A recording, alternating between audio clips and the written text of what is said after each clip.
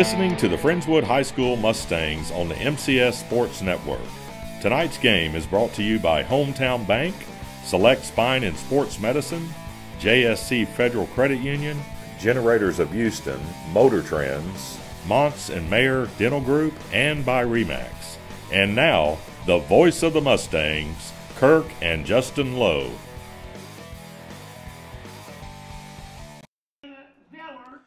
And welcome into Thursday night football here from Fort Bend ISD's Hall Stadium, where tonight your Friendswood Mustangs looking to get that district record over the 500 mark, coming in at 2-2, facing a Fort Bend Hightower team that also comes in at 2-2. I'm Kirk Lowe, as always. However, not as always, not joined by Justin Lowe tonight. Justin's at home getting ready for a job interview in the morning. Instead, tonight we are joined by a man in a dual role. Not only is he producing this game for us this evening, he will also be doing some color commentating as well. Welcome in Mr. Daniel Feaster. Daniel, welcome to the booth. Thank you for having me. Absolutely. I say welcome to the booth. You know the booth well. However, you're not usually wearing this headset with the mic in front of you. Definitely glad to have you. Daniel, I know you know a lot of these players. Tell me a little bit about tonight. I mean, what do you think? It's a battle of 500 teams. Something's got to give. Oh, yeah. I mean, honestly, all of the players I've talked to are very excited about this. You know it's a high-caliber game. You got two great teams just clashing it out. Honestly, I'm excited to see it. I'm sure everyone else here and at home is just ready to listen in or just watch this amazing game go down.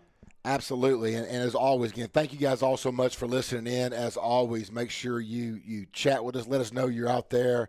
We definitely love to let our listeners show a little love throughout the game. We definitely appreciate everyone for tuning in here to MCS Sports. And please, tell your friends. We're not going anywhere the rest of the season. In this season, Daniel, speaking of which, kind of coming down. We have 3 games left, counting tonight, and then playoffs. Obviously, playoffs for one of these teams will be a little bit better road after tonight. You don't want to leave this field being 2-3, but also, as you know, in football, you can't look ahead, down the road. You got to take care of business tonight. Oh, yeah, of course. And, I mean, that's what our team is very good at doing. Both these teams, actually, are very good at just getting down to the grit and getting it done. So, again, it's ready to go. It's game time, really. Absolutely. Well, right now we're going to hear from Coach Robert Koopman here on the pregame show. Again, this is the Hometown Bank of Friendswood pregame show. We'll be right back with Coach Koopman, and after we hear from Coach Koopman's game thoughts, we will get ready for kickoff here from Hall Stadium. We're about 10 minutes away. We'll be right back here on MCS Sports. Welcome back to the Pinnacle Construction Coaches Show. Right now we're joined by the head coach, as always, the Friendswood Mustangs, Coach Robert Koopman. Coach, this week, coming off, unfortunately, the first loss of the season. Kids responded well? They did. When we look back at that video, not taking anything away from Foster because they're a really good football team, but we were our worst enemy the other night. Between just silly mistakes, defensively not playing how we're supposed to play, and getting upfield when you're not supposed to get upfield, and the bad snaps on special teams, and those are mistakes we generally don't make, and we still had a chance to win the game. Right. And so now I think the kids are in a good place. Kids worked. We had a great week of practice, and we shifted gear. We've talked since last spring. This district is going to be a tough road, and so and we're in the meat of where we're going to get into it. So I think they're in a good place. Well, I think, too, one thing we saw was the fact that when you did have the mistake before halftime on the punt, gave them all the momentum in the world, get a score, get the ball back. Mm-hmm. But the kids, the way they responded to the second half, I thought was outstanding. Because, like you said, you still had a chance with a minute left to go at least tie the game up. Even at that, the second half started like we wanted to. We got them off the field. We put a couple first downs together, and they tipped the ball and they get an interception. And if you look behind it, the dig route was wide open, where he was going with the ball was going to probably be a big play for us. And so, we laugh down in our back coach's office where the assistant coaches meet. We have a sign up, sometimes you win and sometimes you lose. Mm-hmm. And that was we just kind of found ways to lose. Well, and I think, too, that helps you. Again, no one likes to lose, but that's just got to build some character for down the road. Yeah. Those tough. No, the way they fought, the way they came back, and getting the onside kick and still having a chance. I mean, no, there's no question the effort our kids have put into it. No, that's outstanding. Just wish more people in the stands would have stayed to see the last last little bit. But you can't control that at all. Well, Coach, you got that one loss down district, as you said, tough district. Mm-hmm. It'd be very hard for a team to roll through this district undefeated to begin with. But the team you're playing Friday night thinks they're the only ones that got a shot. I mean, if you look now, I think they're number 1 in the Padilla poll. And they're starting to showing up. And I mean, that's the kind of talent they have. They're a big school. They're probably over 6A numbers right now as we speak. And so we knew going in, when Dave Campbell's brought them number 6, we kind of laughed in the coach's office like, who picked those dudes number 6? Yeah, and I had a question about from the very beginning of the season is how, as little as I know, you think the people who are in the know, that surprised me more than anything this year. I've come to learn in high school football, the people that are in the know not always are in the know. Yeah. I mean, we get feedback from recruiters when they come in and talk to us about, man, you ought to see the kids here, you ought to see the kids there. And so, I know I told I think another reporter the other day, when I turned in my 4 to Dave Campbell's, they were not number 6. Okay. No, I won't say where they're at. They were number 6. So explain to me real quick, Coach. Of course, Shadow Creek's first varsity season official this year. It's not their first. That's the thing. They've been playing varsity football. They just didn't have a district affiliated with because they turned in their numbers late for the last realignment. Okay. No, this is really their 3rd year. Okay. And so they've got seniors on campus that have played 3 years of varsity football. Right. Last year they traveled they played Midland schools. They traveled all over the state. If you had an open week, they were going to travel. And so they logged, I forgot how many miles, playing some really good private schools. Right. So no, this is just their first varsity affiliated with the UIL district. So they're almost like an AAU travel team last year. It was almost, in right. the sense that they put in miles and miles and miles traveling last year. And they pull from what originally would have been parts of Manville, parts of some Fort Bend schools. How did that? No, just parts of Manville. So part of Manville. So if you look at the way their junior highs are set up over there, they now get. So their 2 junior highs are Nolan Ryan Junior High and the New McNair, and those feed into them. Okay. And as I can tell you, watching junior high football, there's talented kids in those junior highs down there that are funneling up. Yeah. Well, if anybody knows Manville football over the last decade, you know some talent. So Manville High now gets Manville Junior High and Rodale Palms. Gotcha. They get those 2. Okay. So. Well, Coach, it's not so much talking about what Shadow Creek's strengths are. Their strengths are across the board. What areas do you feel like you guys can maybe try to exploit with them tonight? They're definitely a speed team. They're not huge. They're not big, and their skilled kids aren't 6'2" and 6'3". Their skilled kids are 5'10", 5'11", and so, we feel like not a lot of everyone's running spread. We think they're tailored to the spread. We're a spread team too, but we'll get double tights and things like that, and so we think, we won't putting some of those dudes on line of scrimmage with tight ends and things will be something that we can. And we run the ball pretty physical when we're running the ball, and so how physical do they want to be? Is kind of the gun. So keeping the quarterback in the pocket, that dude, he kills you when he gets out of the pocket. And so many people, when you look blitzing, and they come off the edge and their angles are bad. So all week we've been talking about keep him in the just keep that cat. He didn't want to throw in the pocket. Right. He wants to be outside of it. And he's not a big kid. Right. And so we've really worked this week on getting a rush in his face and keeping him inside, which is hard because high school kids, they see the edge, they want to go.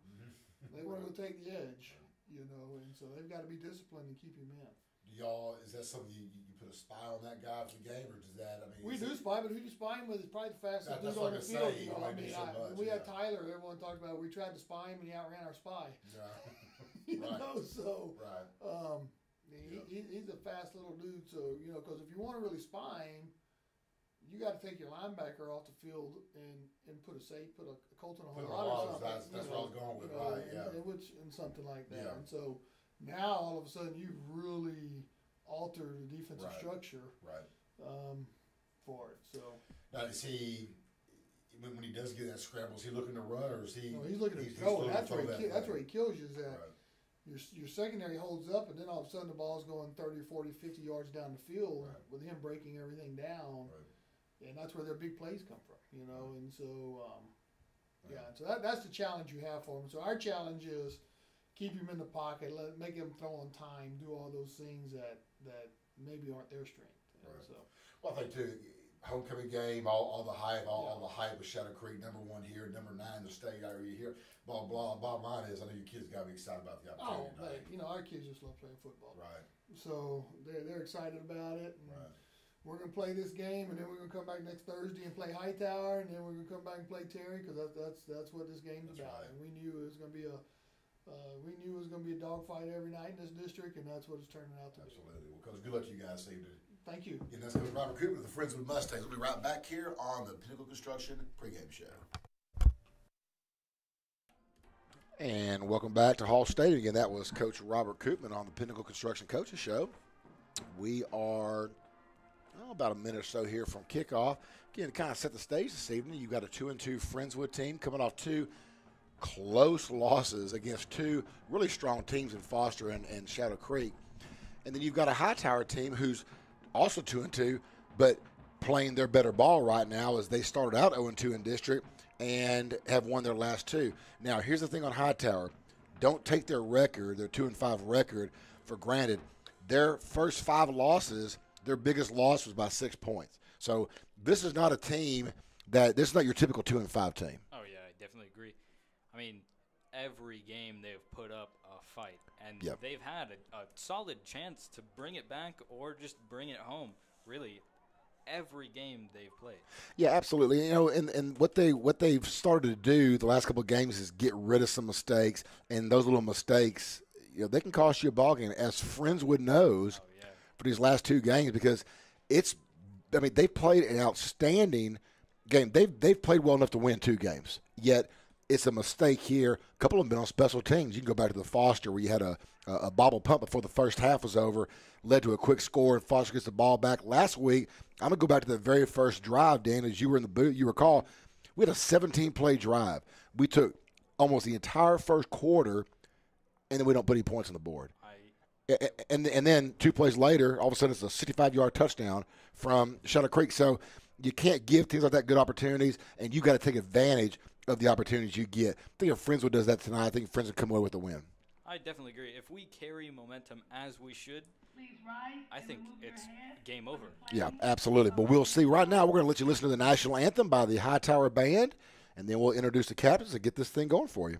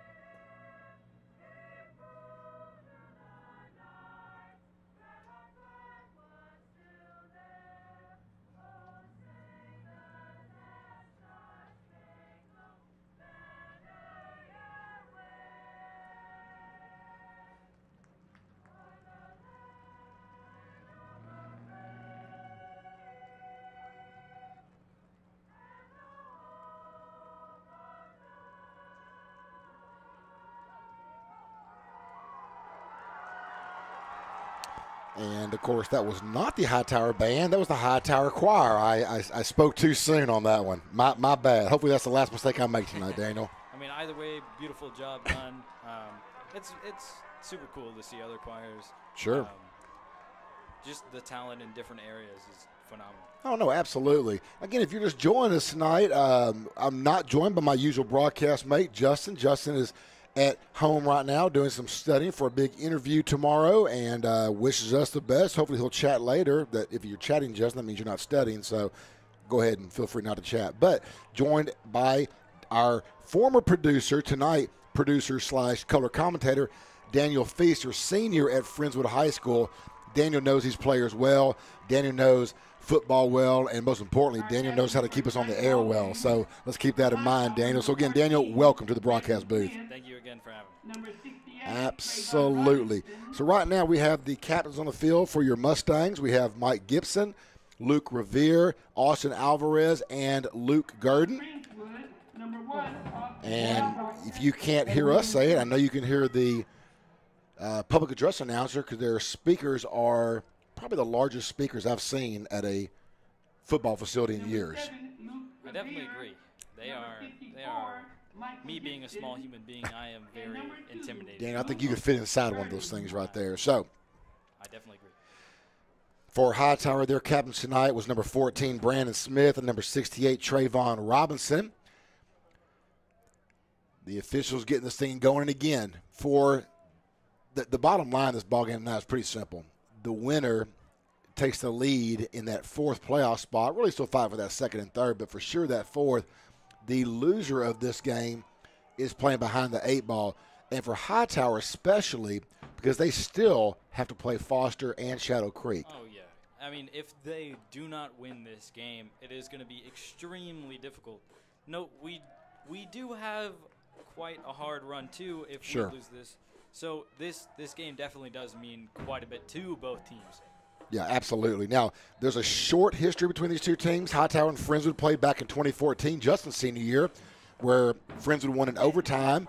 And then the next year, Hightower played Friendswood again in the first round of playoffs, and Friendswood came on top yet again. So Friendswood leads the series 2-0. Hightower wins the toss. They will be deferring to the second half. The kick is off, and the kick, little squibber up the middle.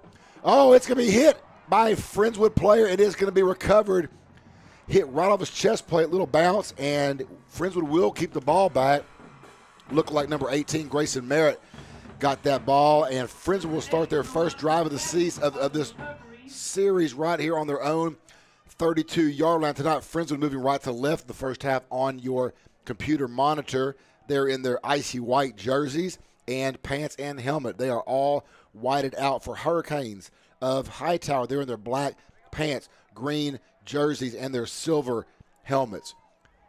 And Danny, we're going to find out how good Hightower is, because their defense is their calling card. Oh, yeah. I mean, that's for both of our teams, actually. Yes. It's going to be very great to see strengths and weaknesses. Ooh, had a little halada in motion out there. It's going to be caught. I think he might have come up field a little early. That's going to be, got a flag on the play. It's going to be about a 1st and 2nd and 1 if the play stands. However, there is a flag. And that's something we saw a lot about last week, and that was not Colton Halada. That was actually Dawson Johnson, number 29. I think he just broke up the field a little early on that. It definitely did look like it, but, I mean, could have been just good timing. I don't know. Very good first drive. First play here. Sure. Just taking a little bit off the chest, and here we go. Well, they're taking that flag back, so it's going to be a 2nd down and 1 now for the Mustangs. Luke Revere in with Gurdon in the backfield. Again, Dawson Johnson getting the start tonight along with Alvarez. We have Christian Lee split out wide. Triple receivers to the right side. Single receiver Lee to the left. This time we have Fluellen in motion. Fluellen run that wheel route. Gurdon under pressure. Still scrambling to his right. He's going to get that pass off. It's going to be incomplete. Great job from Gurdon, just scrambling and keep going. I Yes. mean, that was phenomenal. Offensive line struggled there a little bit, but, I mean, all in all, we're still 3rd and 1, and we got plenty of time to get it done. Absolutely, and Fluellen was open on that wheel route right there. However, Gurdon just didn't have the time to get that off. Well, they're going to repeat 2nd down here, is they're going to call a holding on the Mustangs. That may explain why Gurdon has so much time. Definitely would. So Friends are going to go back all the way to their own 26-yard line. It's now going to be a 2nd down and 15 for the Mustangs. Shuttling players in and out right now. Let's see, we're going to have John McCabe coming in the ball game right now. McCabe and Fluellen offset to the left. Going to have twin receivers to the right. Christian Lee in that wing formation. Gurdon all alone back to pass. He's going to throw that ball out to looking for Christian Lee. A little over his head, and that's going to be incomplete now for a 3rd and 15 for the Friendswood Mustangs. You know, Lee, something we looked for the last few weeks.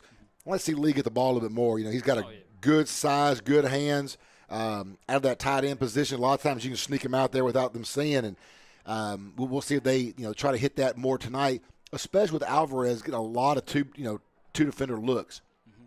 I mean, Christian Lee is the secret weapon of Friendswood. Absolutely. Empty formation, 3rd and 15. Garden is going to be dropped for the loss. Brought down to his own 21-yard line. That was number 11, Christian Hood, from his outside linebacker spot on the blitz. Hood, a top junior on his ball club. And like we said in the pregame, both teams are very similar. Defense is strong, and we've already seen that tonight with Hightower. I mean, they definitely showed a heavy presence, especially behind the line of scrimmage. So that's going to bring up a 4th and forever now for the Mustangs. Austin Alvarez doing the kicking duty. Russell Langston not dressed out this evening. Hightower's pinned back on their own about 44-yard line to receive this punt. See if Alvarez can't get off a good one here. It's going to be a short one. Caught on the 49-yard line, dropped. Think Friendswood's got it. And Friendswood has the football. What a break. We were talking about breaks. You got to take advantage of them. Friendswood gets one right there. First of all, I'm not sure why Hightower didn't call for a fair catch. There were some players right there. I have no idea, but time and time again, special teams. Absolutely. There's a great example of that. So Friendswood takes advantage of this one. They will have their second drive of the game. Now they're on the 50-yard line, midfield stripe. So Friendswood, Luke Revere in the backfield off to Garden's left. A little toss out to Revere, running to his left. Got a block by Mike Gibson. Picks up another one, a little more yardage on his own. Luke's going to get about 9 on that carry. Going to bring up a 2nd and 1 in Hightower territory at the 41-yard line. Luke is just having a great time this season. He's just going on and on every game, getting at almost 100 yards per game. Absolutely. Now, he's had a super season. Again, he's so hard to bring down for a guy his size. When he tucks and rolls, it's tough to find a spot to hit him. 2nd and 1. Lee around the block for Luke Rivera. There he goes around the right side. First down and then some. 30, 35, 20 inside the 20-yard line, maybe. They're going to mark him right at the 20. There you go. What a great momentum shift here. Absolutely. Yeah, you go from having a 3rd and 4th and forever punting, thinking you're going to give up great field position to Hightower to start with. Instead, you get the ball back, and now it's been a Luke Revere show. Now it's just how we carry this momentum, like we saw last week. If we correct it, this should be an easy drive. But Liam in motion. Revere, hand off to the left side, following a block, get one Mike. Mike couldn't get out there quick enough. Now he's getting one, but it's too late. Revere's already down, but give him 3. That's going to put Friendswood in the hometown bank of Friendswood red zone.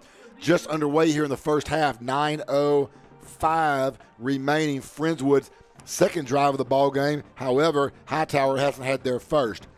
Hightower bobbled the punt return. Friendswood recovers. Friendswood got to capitalize here. Dan, you cannot come away with this with no points. Oh, yeah. At least give us a little bit more room so we can have a chance for a field goal. Yeah, absolutely. Friendswood's going to be in a tight bunch formation on the right side. Garden offset to the right. Actually, that's going to be Pallets in the ball game right now. Nice split out to receiver. A little movement up front. Garden splits Alvarez. Looks like Christian Lee and Alvarez both in the same area. Garden throws it right in between them. Saw some movement, got a fly. Don't know if they were drawn or if they jumped. It's going to be an offsides on Hurricane. So for Garden, that play is irrelevant because they're going to let them redo it. So it's not going to be about a 3rd and 1 for Friendswood. You imagine it's going to be a Luke Revere run here. Oh, yeah, of course. I mean, again, I wouldn't. You don't want to get fancy right here. You just give it to your workhorse and let him do the rest. And it's actually going to be a 2nd down because, of course, the offsides from the Hurricanes. Luke Revere, handoff to the right side. Oh, my goodness, he's brought down in the backfield, trying to follow Gibson's block, but could not get out there. That's Christian Hood again on the tackle, and that's going to bring him back to really much what the line of scrimmage was from the last play. It's not going to be a 3rd and 6 for the Mustang. Still inside that hometown bank of Friendswood. Ball is on the 16-yard line. That's the last thing you want to see. Daniel's moving backwards. Now Hightower is bringing out some of their key players. I just saw Christian Hood go out on the field. I know he's had a very good season on defense as well. Absolutely. Twin receivers to both sides. Garden back to pass. Quick out. Get some blocks. Lee caught. Can he get it? He's not going to get it. He's going to be short. Trying to pick up a few more blocks and just couldn't find him. Give him about 2 yards on that reception. and that is going to bring on the field goal unit for Friendswood. Very similar position to where they were last week after that first drive. Came away with nothing. We'll see if Alvarez can't put this thing through. Mrs. Halana asking who fumbled the punt. For Hightower, we'll get that name again. We'll get that number short. 7:05 left here in the first quarter. We'll take a quick break here on MCS Sports. Be right back. Friendswood 3, Hightower 0. Generators of Houston and Generac support the Friendswood High School Mustangs. For all of your industrial and commercial generator needs, choose the oldest and largest Generac industrial dealer in Texas, Generators of Houston. They are generator installation experts with over 14 years of experience and installation references in virtually every commercial, municipal, and industrial application. If your business needs a generator installation, service, or parts, call the largest industrial Generac dealer in Texas, generatorsofhouston.com. That's generatorsofhouston.com. Go Mustangs. And welcome back to Hall Stadium, where the score right now is your Friendswood Mustangs 3, the Hightower Hurricanes 0. To answer Ms. Halada's question, it was Chance Caesar for Hightower, their leading punt returner this year, who's also back now to receive the kickoff return, who did have that bobble. And yes, no doubt about it, that was huge. Friendswood, great job for taking advantage of what was given them. A lot of times they've done the giving the last couple of weeks. They can, kind of flip that giveaway, takeaway in their favor. Friendswood are going to look good for this evening. Alvarez tees the ball up on the 40-yard line to kick this off, and this will be, assuming they can handle this kick, Hightower's first offensive possession of the ballgame. 7:05 left here in the first quarter. This crucial District 10 5A matchups. Alvarez's kick goes down to the 10, brought back to the 15, 20, 25, 30. Goodness, there he goes. 40, 45, 50. Still on his feet, 45, 40. Run out of bounds. That is number 1, Kobe Campbell, on the outstanding return for the Hurricanes.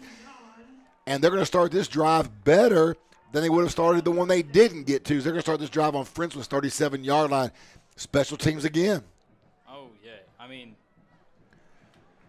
I don't know how to think about Kane's special teams now. Yeah, I mean, you give one, you get one back. You get one back. Well, we'll see if they get one back. You got 37 yards to go to get some points. That's the only way to truly get it back. And again, this is our first look at Hightower's offense tonight. Hightower's led by the quarterback Brandon Smith.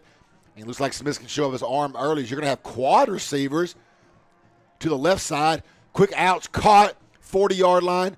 That's going to be about a yard gain. That was it. Looked like number 88, Chance Caesar, on the reception, and just didn't pick up the blocks he needed there.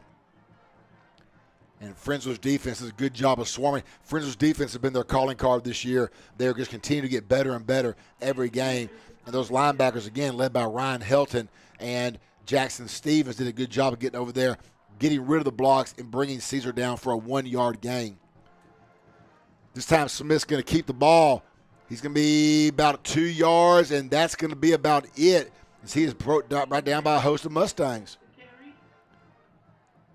See who led the way that time for Friend. Look at Matt was the first one in that time from the safety spot.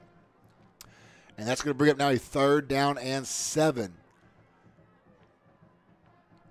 And again, Dan, we talked about this before. Hightower's strength is not their offense, and right now we're seeing this for Friendswood. They got to be licking their chops. There's an opportunity, I know, in their mind to be thinking we're gonna keep this to about a 3-point, 7-point, maybe 10-point game max, and then take some pressure off the offense to feel like they have to score 20 or 30. Oh yeah, I mean even this 3-point lead, it's very nice to have. Absolutely, passes high but caught, brought down for a loss though. That's going to be complete to Adrian Griffin. However, he's going to be brought down quickly by Connor Haynes. And just a little high pass, had to go up and get it. Haynes had time, made the nice wrap. And that's going to bring up a 4th down now and 7. That's going to be a 4th and 8. They're actually give him a loss on that play. And Hightower will come on. It's going to be Chance Caesar in to do the punting duties. For Friendswood, Colton Halada is going to go back on his own 10-yard line to return this kick. So Hightower's first possession, 3 and out. Took about 2 minutes off the clock. Not what you want to see if you're a Hightower fan. For Friendswood, you got to love it. We are looking quite pretty here. We just got to get more results. Just a little bit under 5 minutes left here in the first quarter. It's an odd formation on the punt. Caesar gets the kick away. Ball's down the 5 and goes into the end zone. We'll take a quick break here on MCS Sports. 4:37 left here in the first quarter. It's Friendswood 3, Hightower 0. Motor Trends is a locally owned and operated pre-owned auto dealership that specializes in customer service and one-price selling. The Yarbrough family invites everyone from the Friendswood Clear Lake area to look us up online at motortrendsonline.com. Or just come on by and see us on FM 528 on the border of Friendswood and Alvin. We have a great selection of trucks, SUVs, sports cars, and sedans. We support Friendswood Athletics.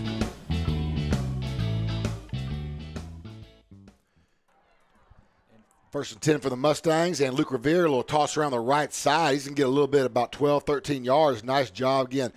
One thing Luke Revere does a great job of, Daniel, is he follows his blockers so well, and he can hide in there too. Oh, yeah. I mean, he's done a fantastic job knowing when to put his head down, knowing when to dance around for a little bit. Yeah. It's very, very cool to see him play. Oh, absolutely. And again, he's got some big boys in front of him. Another toss this time on the left side for Revere. Revere using his blocks. He's going to get out to about the 40-yard line, maybe, let's say the 39-yard line. It's going to bring up a second down now and 7 for the Stangs. And again, the beauty of Luke Revere, like you said, is, number one, he's patient. He'll use his block. But when he needs to just put his head down and go, I think that's what he likes to do more than anything else. Exactly. Again, a little shout out here. Alex Fluon getting a nice block to create a hole for Luke. Sure. Yeah, a lot of times those receivers don't get the shout outs that these big offensive linemen do, but you're right. They do a great job out there. Second down and 7. Revere, handoff around the right side, cut up the middle, first down. There's something. He can go all the way 40, 30. Oh, he is covered behind right before the 20-yard line. Oh, goodness, Luke Revere. Nice run, young man. Fantastic run. I mean, even when he's got a man on his back, he's still got another 5'6". He sure did, didn't he? They say his knee went down at the 23-yard line, but regardless, it's a 1st and 10 for the Mustangs. 3:11 left here in the first quarter. Friendswood looking for that second score of the game. Sure would be nice if they could put a 7 on the board this time instead of settling for that 3. But we're just being greedy. We'll take anything right now. Twin receivers to the left. Lee in the slot. Revere around the right side. Brett brought down maybe about a 2-yard gain on that one. Again, one thing too, Luke Revere, he runs hard for those 2 yards. He is brought down, though, that time by number 30, Isaiah Esasima for the Hightower Hurricanes. You know, and this is a big stop for Hightower, Dan, because if they get down 10-0 with the offense, the production that they've had this year, that's kind of a big hill to climb out of. Oh, yeah, for sure. I mean, Hightower is very good at chasing on defense. Oh, going to have a double pass. Noah Pallett's tossed to the right side. That ball is going to be overthrown, looking for the flu in the end zone. I like the play call. Little toss right to Pallett's. Pallett's played quarterback last year on the freshman team. We see why. Nice arm, but just overthrew Fluellen. Very, very risky play. Yes. But, hey, very good shot just to toss it down. You got another play to go. You got a little bit of leeway here. Oh, absolutely. It's the 3rd down and 7 for the Stangs. Oh, no, Gurdon bobbles the snap. Gurdon under pressure. He's just trying to survive. He's going to be brought down. It's not going to be a sack. They're going to get about a half a yard. That play was dead from the start. Snap was high. Gurdon's talking to Hutchinson right now. Came to his left side, couldn't corral it, and then Gurdon did what he had to do and just go down. So it is going to bring up, unfortunately for Friendswood, another field goal opportunity for Austin Alvarez. I mean, these snaps in the past few games have been, I'm not going to say bad, but just not there when you need them. No, and exactly in a pressure game like this, you know, everyone's big. Alvarez's kick, it's going to be a 37-yarder. That's up, and it is good for Friendswood. Friendswood puts 6 on the board, 1:31 left here in the first. We'll be right back here on MCS Sports. We have school spirit. What about you? JSC Federal Credit Union offers Friendswood High School Mustang mascot ATM and debit cards. Parents, students, and staff, show your school spirit with your very own Mustang's mascot card. Visit jscfcu.org for more information on the mascot cards and our other products and services available. JSC Federal Credit Union, home of the Friendswood High School Mustang mascot card, with 2 Friendswood branch locations.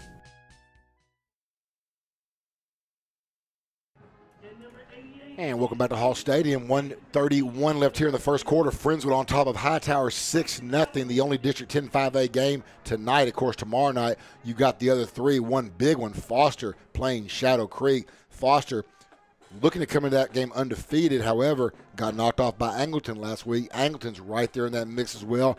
Shadow Creek still looking for that first loss of the season. They're probably not looking very hard. But I tell you what, after watching them last week, solid team. But I think they are capable of getting a loss, and a good Foster team might give them that one tomorrow night. Bobbled in the end zone. However, here we go on a run back, 25-30. Boy, this looks familiar, 45-50, 40, 36-yard line. Kobe Campbell, what in the world? That's 2 in a row. And that was saved that time. It looked like Colton Halata. Halata and Parks maybe got in there and saved that. My goodness, that's 2 kick returns in a row that have put them deep in Friendswood territory. Oh, yeah. Coach Thomas is going to blow his top down there right now, special teams coordinator. And that's the same side of the field, too, the last one. And it makes it worse. This time he bobbled it. I mean, the guy's in his own end zone, so he brings it out, more than 50 yards to midfield and then brings it for another 15. So about a 65-yard return, 1:19 left. Hightower's second drive, Smith on the keeper up the middle. Little play-action read and keeps themselves. It's going to be about a 4-yard gain. I'm quite surprised that Hightower is not using their main running back, Trevor Johnson, number 9. I mean, the kid has some serious talent, but it just seems like they don't want to use him as No, they haven't gone to him yet at all. You're right. Brandon Smith in at quarterback, and so far all the running has been done by Smith himself. There's a timeout. We'll stay right here a second and just kind of talk about some of this. So, coming into the ball game tonight for Hightower, the leading rusher on the team is Trayvon Johnson, as you said. But Brandon Smith's right behind him. Johnson comes in with 396 yards, averaging about 6 yards a carry. Hadn't touched it once. Smith averaging only 3 yards a carry, yet he's been the one to do it. By the way, Luke Revere comes in tonight with 556 yards on 5 yards per carry. Luke Gurdon, second best passer in the district right now with 1,300 yards on the season, 13 touchdowns, 55% completion rate. Hightower's quarterbacks down near the bottom, Smith, and they also use Kobe White, who's a heck of a kick returner at quarterback. With his speed, you put him at quarterback and let him run a little bit too. Oh, yeah, of course. So Brandon Smith is back in the ballgame right now at quarterback for the Hurricanes. Looks like Johnson's offset to his left. Twin receivers of both sides. This time it is going to go to Johnson. Handoff up the middle. He's going to be close to that first down. It's going to be about 1 yard short, 3rd and 1 for Johnson. And I think we have time, at least one more play. He's going to get off before this first quarter is over. Again, Friendswood up 6-0 in a fast-moving first quarter here. Again, Trevon Johnson with that last carry, his first carry of the ball game. Trevon Johnson again with the ball up the middle, got some room. 20-yard line, brought down at the 17. Little Bubba Farrell, a little extracurricular after that play. Just locked up, just having a good old time with that offensive lineman from Hightower right there. Yeah, they're going to say he came down to the 18-yard line, so he is inside that red zone. Tonight's first quarter was brought to you by Genergy and by Remax. Hightower's going to get one more snap. They do. Trevon Johnson again. Why change it? He's going to be brought down, though, for the loss. Who got in there first? Ryan Helton from that linebacker's position. And that's going to do it here for the first quarter. We're going to take a break here on MCS Sports. Come back with quarter number 2. It's Friendswood 6, Hightower 0. The Mustangs are smashing it today. You know what else is smashed? My car. I was rear-ended at a parking lot yesterday. Worst part is, they didn't leave a note with their insurance information. Wow, that stinks. But hey, take it to my friends over at Frank's Collision Repair. They're located on 809 West Bay Area Boulevard. Frank's provides exceptional quality work and great customer service. Best of all, they can walk you through the process and answer all your questions. And remember, if you've been in an accident, don't despair. Just call Frank's Collision Repair.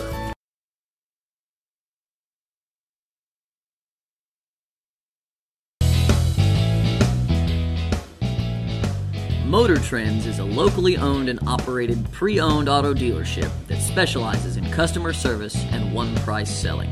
The Yarbrough family invites everyone from the Friendswood Clear Lake area to look us up online at motortrendsonline.com, or just come on by and see us on FM 528 on the border of Friendswood and Alvin.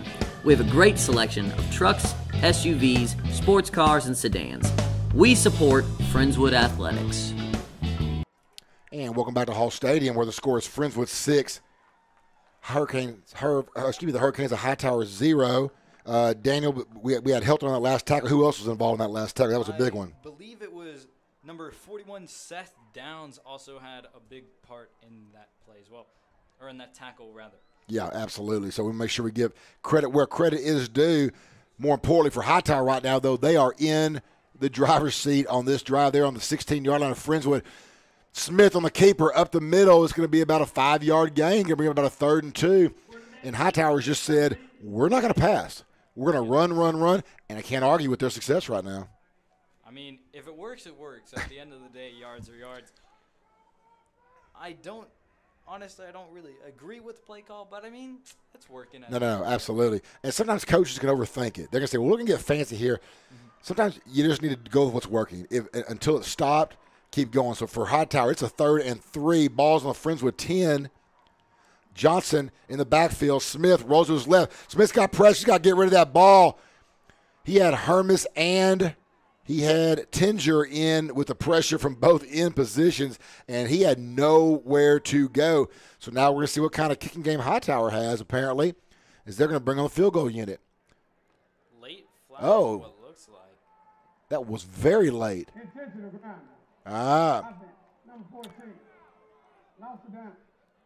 Well, that's going to be huge right there because the ball didn't get the line of scrimmage. Good call right there. However, that's going to push Hightower back now, maybe out of field goal range. It looks like they're going to still maybe go for it. Yeah, I've seen the kickers in the ball game. That's number 34, Alexander Martinez. This will be about a 39-yard attempt, I believe, once we get the holder set. And it's going to be a 39-yard attempt for Mr. Martinez. Kicking for the left hash. Ball is down. Kick is blocked. Oh, no, he's got the ball. Friendswood is trying to stop this pass. That is going to be incomplete. The holder caught the ball, throws it up over the Friendswood defense. The ball was dropped. However, hold everything. There's a flag on the field.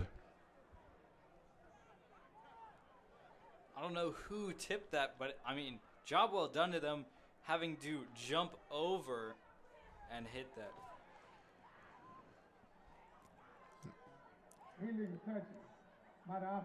Illegal touching by the offense. That's going to be declined, so it will be a 1st and 10 for Friendswood. Daniel, I couldn't see who got the block. I mean, it was a host of Stangs. There's 2 or 3 guys that got through there. Oh, yeah. I mean, you just saw a major break and just a sea of white. So, special teams again. Oh, yeah. I mean, we've seen it all night. This has been the game of special teams. The drop or the bobble punt return, 2 great kick returns, which have led to nothing, by the way, for the Hurricanes, thanks to that stingy Friendswood defense, and now a blocked field goal for the Mustangs. So 11-10 left here in the first half. Friendswood on top 6-0. We called a low-scoring game early on, and I think for right now it's just a matter of Friendswood's offense being offended by that and saying we can put some points on the board too, because I just don't see Hurricanes scoring a ton of points this ball game. The ball is snapped and bobbled. Luke Revere picks it up, and he's got nowhere to run, and there's a penalty on the field. That play was bad from the start. Again, a low snap, bobbled. Revere has to pick it up. I mean, we talked about snaps earlier. It's just time and time again. And now you're going to add a holding penalty to that on Friendswood when I don't know how they had much time to hold. Regardless, that's going to back them back another 10. So it's going to be a 1st, and we'll see where the hold was from. It seems like Shadow Creek rubbed off on Friendswood just a little bit with these penalties tonight. Oh, yeah. Let's please don't let that happen. The ball's on the 12-yard line now for the Mustangs. That hole is right there on the line of scrimmage. 1st and 20 from their own 12-yard line. Toss left. Revere comes back to the right. He's going to be brought down right at the line of scrimmage. Yeah, they're going to give him just for progress to that line of scrimmage. It's going to be up a 2nd down now and 20. 10:40 and counting here in the first half. Mustangs have a long way to go. I mean, we have seen it done, but it's not looking too great for Friendswood right now. Just got to get out of this hole, find some positives for sure. Oh, yeah, of course. 2nd down and 20 for the Stangs. Trips receiver to the left side, single receiver to the right. Garden pass out to Alvarez. Ball's tipped. Looked like number 42, Jahari Muarab for the Hightowers defensive line, got a hand on it, tipped out of bounds, and now it's 3rd and forever for the Mustangs. And what you don't want to do here, Dan, is you don't want to have a big mistake down here. To me, you play it safe. You don't want an interception. You want to do nothing more. Just keep the ball, punt away unless you can get something going. Maybe a Luke Revere draw right here would be nice. We'll see what they're going to do. I mean, it is Luke. Anything can happen with him. Up, straight snap to Revere. He's going to go for about 6 or 7. I like the play call. Again, don't get fancy. Give it to Revere. Keep it up the middle. And for Friendswood, the main thing is they keep the ball. They're going to punt it away, and they got a few more yards to go now. Now, last time Hightower was in this position, and Caesar's coming back out to return the punt. Last time he hit off his chest plate, Friendswood gets the ball back. Caesar, a great punt returner, though, leading the district in punt returns. Going to be right about his own 50, right about the 50-yard line here to return this thing. You know he wants to redeem himself from earlier, too. Oh, of course. I'm sure he's going to be running it hard.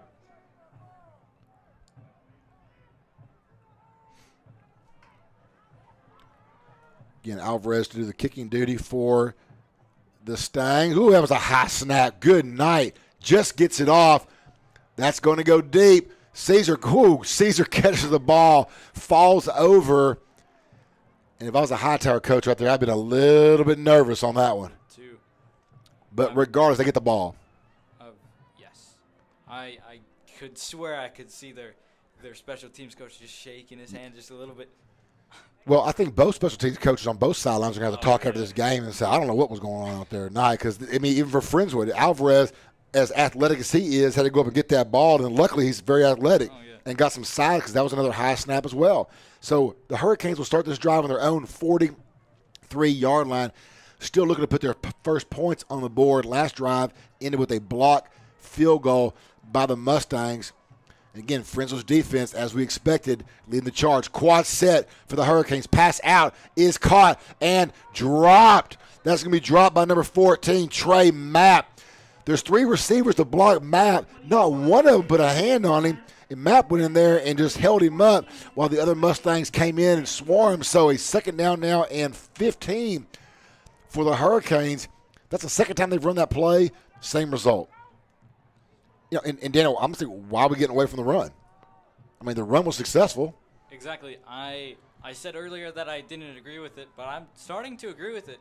Johnson now fake to Johnson. Smith at the middle. There's the run. 50, 45, 40, 35, 30. He's still running 20-yard line out of bounds. And we just said, why are they not running?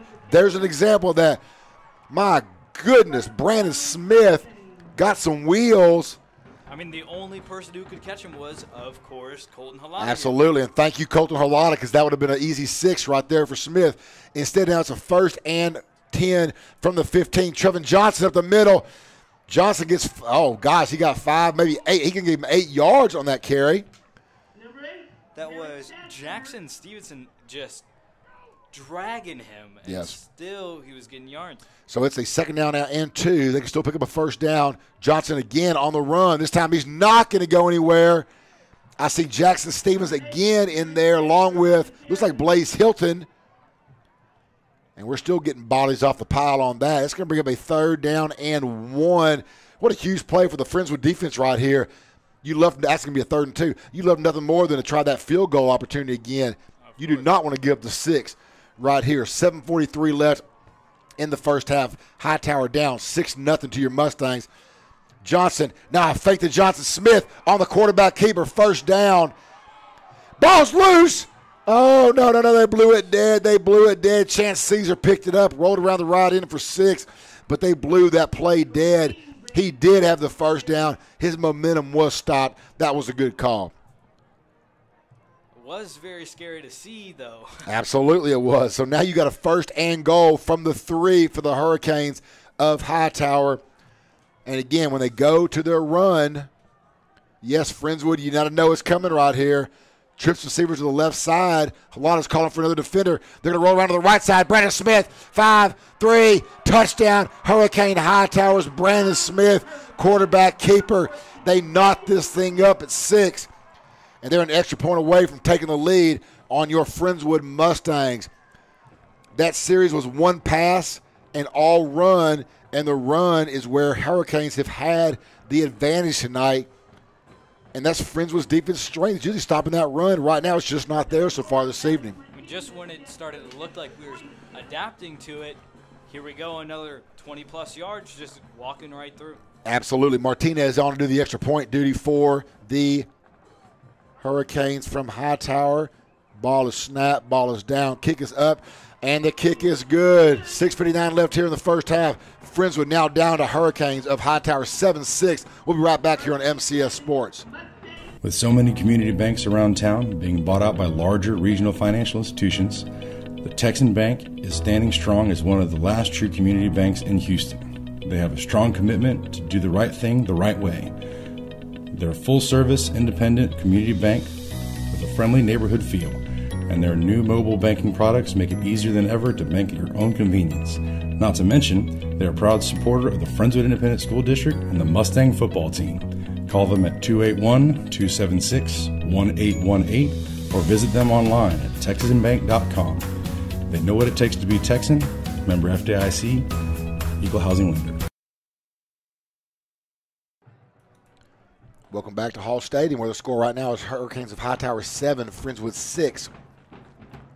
Hurricanes had their best drive of the game, resulted in a 7. Friendswood still looking to put their first points on the board besides field goals from Austin Alvarez. Friendswood in a little different formation on this kick return. They have one returner. That's Alex Fluellen on his own 5. Hurricanes kick last time was a little squibber up the middle, so they're going to put their return guys in the middle, see if they can't maybe force Hurricanes to maybe kick this thing deep a little bit. By the way, if you're a Baylor fan, which I am, Baylor's down 41-0 at halftime. That's disappointing. Little squib kick. It's going to be recovered by number 81, Elliott Taylor, and he's going to fall down smartly on the football. So Friendswood, again, and sometimes I just don't understand that. Justin, I talk about this all the time. Daniel, your thoughts? You just gave Friendswood great field position right here on the short kick versus trusting your special teams to go down. What do you think about that? Honestly, I'm quite confused because I understand that Hurricanes special teams is quite the toss-up right now, but at the same time, it's a very close game with 7 minutes to go for the first half. Honestly, a nice kick would have been, I think, more than adequate here. You're giving up anywhere between 20 and 25 yards. Now, again, you don't have to worry about a Fluellen return, and we know what Fluellen can do. He can definitely fly and bring this thing back, but that's just, it's easy to second guess up here. That's the coach's call. That's the coach's call. Apparently that's what he's going to do all game. That's the second one he's done like that. If you just joined us, again, thanks for tuning in to MCS Sports. Friendswood did get the opening kickoff, so Hurricanes will get the ball in the second half. And if you're wondering, where is Justin Lowe tonight? He's home working, getting ready for an interview, joined tonight by Daniel Feaster, Friendswood High School MCS Sports superstar. Luke Revere, run up the middle. He's going to get a nice gain, about 5 yards. Oh, there's a late flag. Oh, maybe we're going to have a face mask on that. I don't know, but it came in late. Speaking of superstars, Luke Revere getting a solid about 6 yards. We'll see if he gets credited for it. Refs are kind of looking into it right now. Well, Revere came up. It looked like he was holding his face mask like he had been pulled down by that. We'll see if that's the actual call.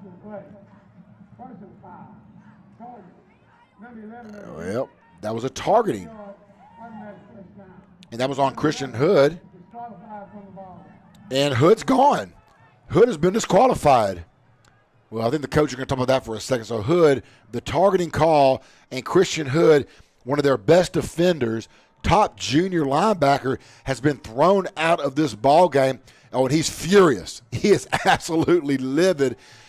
And without the beauty of instant replay, Danny, you and I are at the mercy. It was so jumbled up in there, it was hard to tell. But they're saying that Rivera's balled up.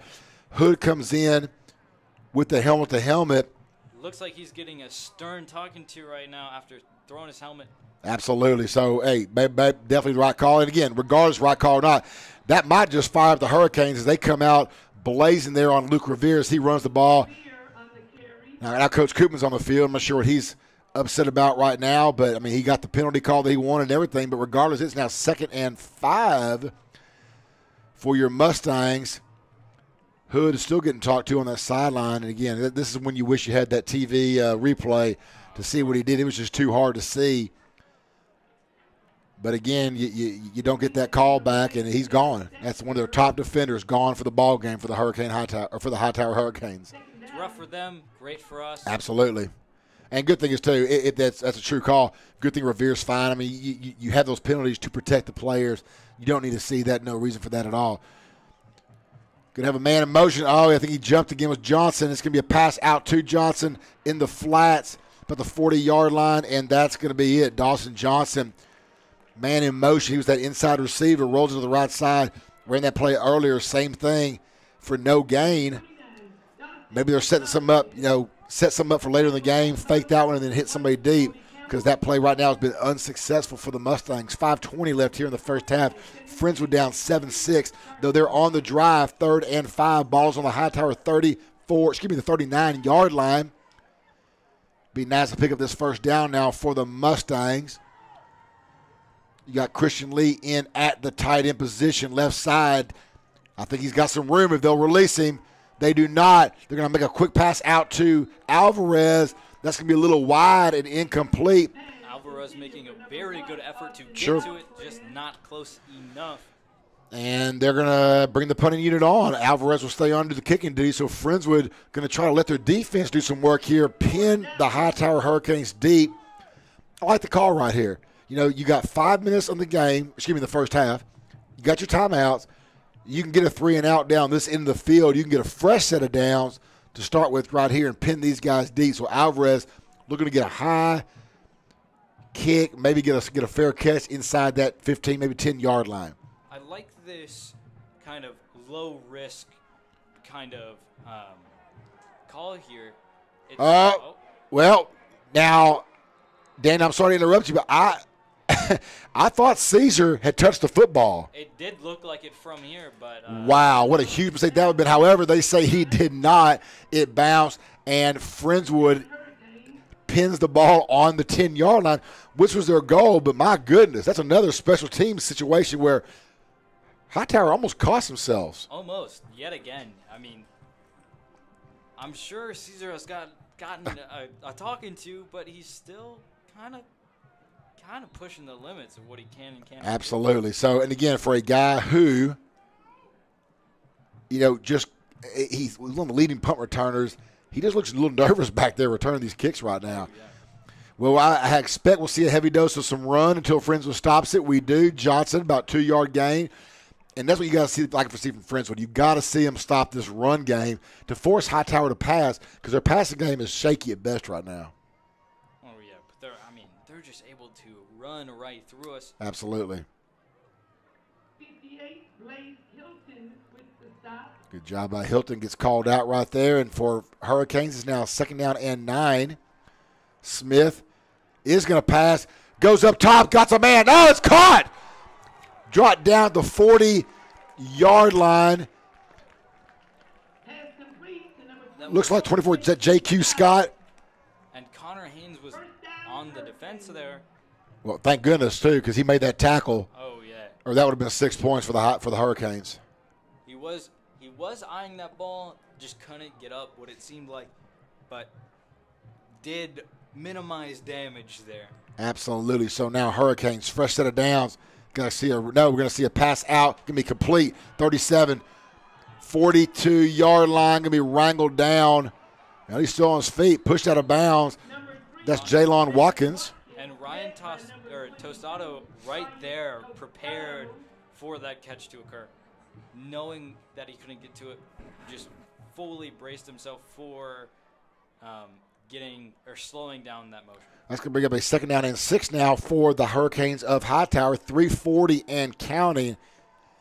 And Friendswood's plan was to get a 3 and out, keep them deep. Right now their plan is just to keep them out of the end zone and keep this drive short before the end of the first half.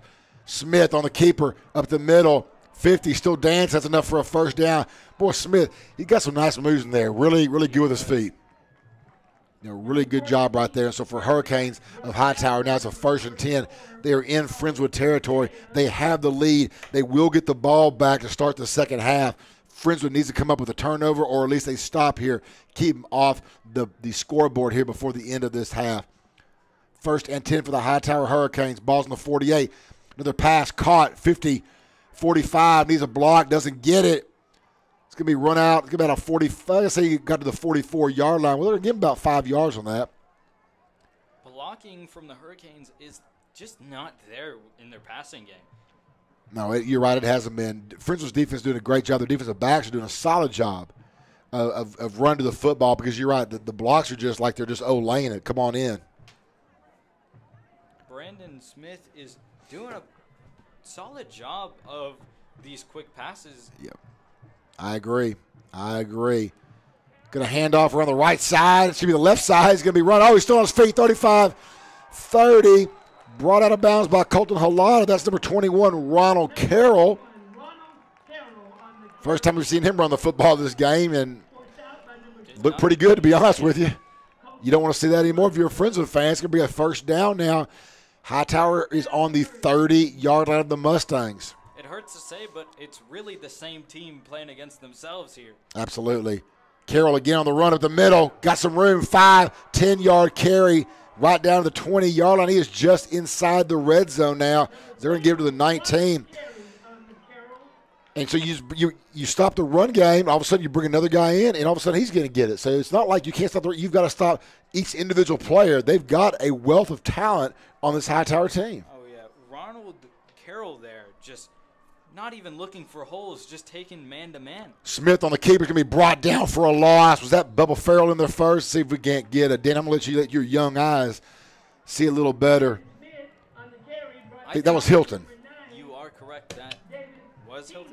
Blaze Hilton Tinger came in second, but Hilton got in there first. Nice job by Blaze getting there and get down and dirty for the tackle for the loss. Going to bring up a 2nd down and 12 now for the Hurricanes from Hightower. 140 and counting here in the first half. Hand off to Carroll. No, Smith, keeper, got some room. 10, 5 touchdown. Hurricanes from Hightower. Brandon Smith on the quarterback. Little read option, and he just keeps that thing and goes, and a good call for Brandon Smith. 13-6 Hurricanes, and they got an extra point away from getting an 8-point lead here. And not only is that a negative, but the other big negative is they get the ball back in a minute 32. Brandon Smith is essentially our Austin Alvarez.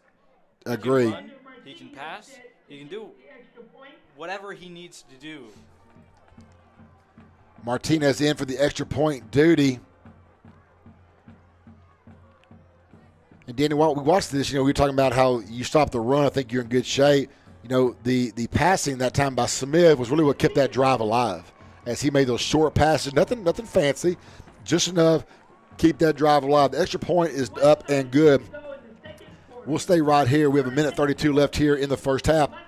Friendswood down 14-6 to the Hurricanes from Hightower. And again, if you just joined us, a battle of 2-2 teams, a critical game tonight in the playoff race. And for right now, Friendswood has got to find a way to maybe get anything on the board before the first half is over.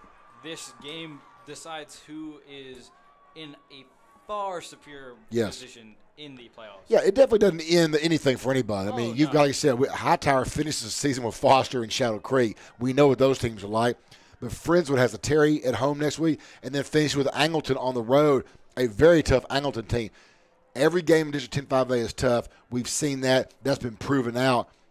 But when you come to a game like this where it's fairly even teams, both defenses are strong, You know, you got to find a way and limit your mistakes. And right now, the mistakes have been made by both teams. I'm going to give the credit to Hightower's offense. They've answered the bell, and I didn't see that coming. Again, we were talking before the game. I'm not going to say trashing. Oh, no. I mean, quality opponent, but you thought Friendswood's defense was stronger than offense. I definitely agree. Yeah, absolutely. And it's definitely come to a good match. Another onside Another one that's going to go down. Looks like Yon is going to pick it up. Yon's going to try to do some running. He's brought down from behind. Friendswood, though, again, will get great field position. The ball will be spotted at their own 38-yard line. You got a great kicker in Alvarez. Oh, of course. You know, if you can get maybe about a 40-yard drive here, you got a minute 27. I believe they have 2 timeouts left. Excuse me, all 3 timeouts left. You got plenty of time here. Yeah, this is definitely a good chance to just get a little bit more on the board. And again, you've got Gurdon, who's still waiting to get on track this ball game. You know, we'll see what he does, or his friends is going to run Revere. Revere's offset to Gurdon's left side. Twin receivers stacked to both sides. Gurdon back to pass. Revere in the block. Gurdon looking for a quick out to Dawson Johnson. That's complete. Out of bounds. Stops the clock. Great route by Johnson.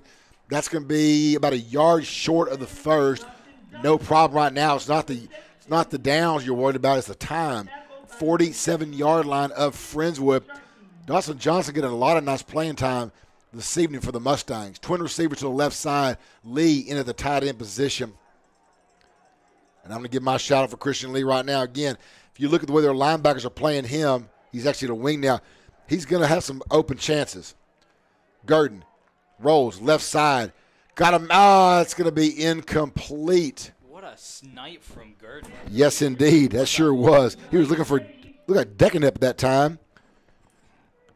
Hurricane Hightowers, again, their defense is their calling card, and they are doing a great job tonight. They had 2 men over there in coverage.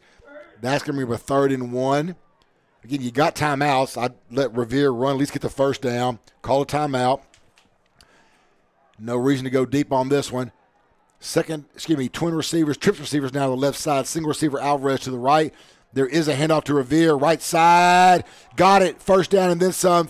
Oh, he lost the football. He lost the football. Oh, they recovered. Hurricanes were saying they had it. It was on their sideline. Definitely scary, but. Yeah, he turned that corner, had the first. Ball was stripped out. And a heads-up play by the Mustangs to recover that football. They will have the ball on the Hightower 47-yard line.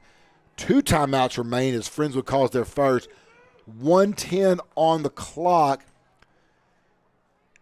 I'm going to say Alvarez we'll say I'm going to think he can knock it out a 40-yarder. Daniel, I'm just going to throw that out there. I mean, the kid did play soccer for quite a long time. He has some serious legs. So you're saying he got the leg. It's just a matter of getting everything else right now. For Friendswood, obviously what you'd like to see more than anything else is go 47 yards and get a touchdown right here. That is the dream here. Absolutely. 1:10 left for the Mustangs. 2 timeouts remaining. And you've got a strong 11 for the Hurricane Hightowers out there right now to stop this drive. Friendswood needing to put points on the board to try to get this thing away from that 8-point deficit going into the half. Twin receivers on the left side. Single receiver Alvarez to the right. Gurdon back to pass. Looking deep for the flu. Overthrown. Little handsy on that defensive back. I think they would have said that was just overthrown, though. There was a lot of contact on flu. Yeah. No flag on the play, though. No late. No. I think, again, a lot of times if the officials are going to say, hey, the hands were late, the ball was already over his head, he couldn't have caught it. If they would have had the hands earlier, maybe you get that call. Of course, if you're Coach Cooper, you want that call every time. Oh, yeah. 1:05 left, clock stopped. 2 timeouts left for the Mustangs. Twin receivers to both sides. 2nd and 10. Balls on the Hightower 47-yard line. Hightower's in that 4-3 Miami defense. Gurdon across the middle. Got a man caught. 33-yard line. 30. Still on his feet. Get out of bounds. He does. Austin Alvarez. Yes, indeed. The man. I mean, takes it out of bounds. Smart. Stops the clock. Yeah, absolutely. Plenty of yardage there. Great play. Now, something that happened behind the play was Hutchison and one of the defenders for the Hightower Hurricanes were getting into a little bit of a kerfluffle there, but no flags. Thank goodness. What you'd hate to see is a penalty right there. This game has been a little chippy ever since the targeting penalty, and that's continued. The Hurricanes now call a timeout, 1st and 10, get their defense set. Probably a chance to calm them down a little bit too. What you don't want to see now is any kind of personal foul penalty on either team to give you another 15 either way. Oh, yeah. Although Friendswood does have a fantastic chance here to put some more points on the board as an answer, whether that be 3 or 6.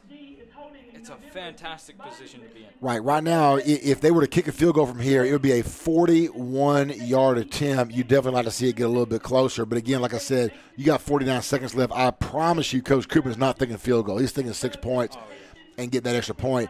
Because, again, Hurricanes will get the football to start this second half. So 49 seconds left. Hightower has 1 timeout remaining. Friendswood has 2. Friendswood down 6-14. And Friendswood does have that great momentum off that beautiful play from Alvarez. Yeah. So let's see if we can carry it. Alvarez is going to be a single receiver down to the right side, 2 receivers up top, but they're going to bracket him with the over-the-top safety. Hand off to Gardner, Revere on the right side, 20, 15, still on his feet. Drug out of bounds at the 14-yard line. Luke Revere is in that hometown Bank of Friendswood red zone. Tonight's second quarter also brought to you by Frank's Collision Center and, of course, hometown Bank of Friendswood. We'll have our Motor Trends of Alvin halftime show coming up here in 43 seconds of game time. This battle against the clock has been fantastic with Friendswood. Great Still job. Has another 43 seconds to deal with only about 15 yards to go. And 2 timeouts if you need them. So there's no reason to put the ball in the air unless, at all. If you feel like you can get Revere in, you got a 1st and 10, now you got a fresh set of downs, you got all day in football time. Gurdon back to pass, looking for, that's going to be caught by Christian Lee. 4, 3, he's brought down. Give him that, they say got to the 3-yard line. Nice job of Christian Lee just settling in that little hook route. And 33 seconds left. We're going to have a timeout here by the Mustangs. It's not going to be a first. Well, no, it should be a first down. It may be. It looks like they're going to give them inches. Yeah, they are going to give them the first down. Friendswood will call a timeout, so it will be a first down and 3. Ball is, of course, on the 3, 1st and goal. 32 seconds left. Coach Cuban's on the field, just making sure he knows exactly how far they got to go. Right at the 3. And again, Dan, if I'm Friendswood, I don't want to put the ball in the air right here. You don't want to risk anything. At least run it once, maybe twice. You got 2 because you got 2 timeouts left. So actually, they should only have 1. They just called that timeout. It's not been changed yet. So at least to me, I would run 1 right here. And they are going to do this. They're going to bring in that jumbo package. See Dane Roney in there in the backfield, and Revere deep. And there's 1 receiver now. Got to watch something sneaky here, but I would imagine it's going to be a Revere run. 36 seconds left. Revere. No, they're going to fake it out. It's going to go to. Who is that? It looks like number 14. That is. Is that Map? I believe that is. Again, sometimes you can just get a little fancy. And again, you've got the jumbo. I know what they're trying to do in there. Trying to draw them off. Everybody key on Revere. But you got some big backs back there. Let Revere run. You got 3 yards. Luke Revere gets at least 5 a carry. So they've got the same group in there. Jumbo package, Mapp and Roney in the backfield. Revere behind them. Let's see if they give the ball to Revere. Oh, the ball's on the field. Recovered, though, by Gurdon. My gosh. Mistakes. You can't have them in this position right here. 21 seconds, and Friendswood has to burn a timeout.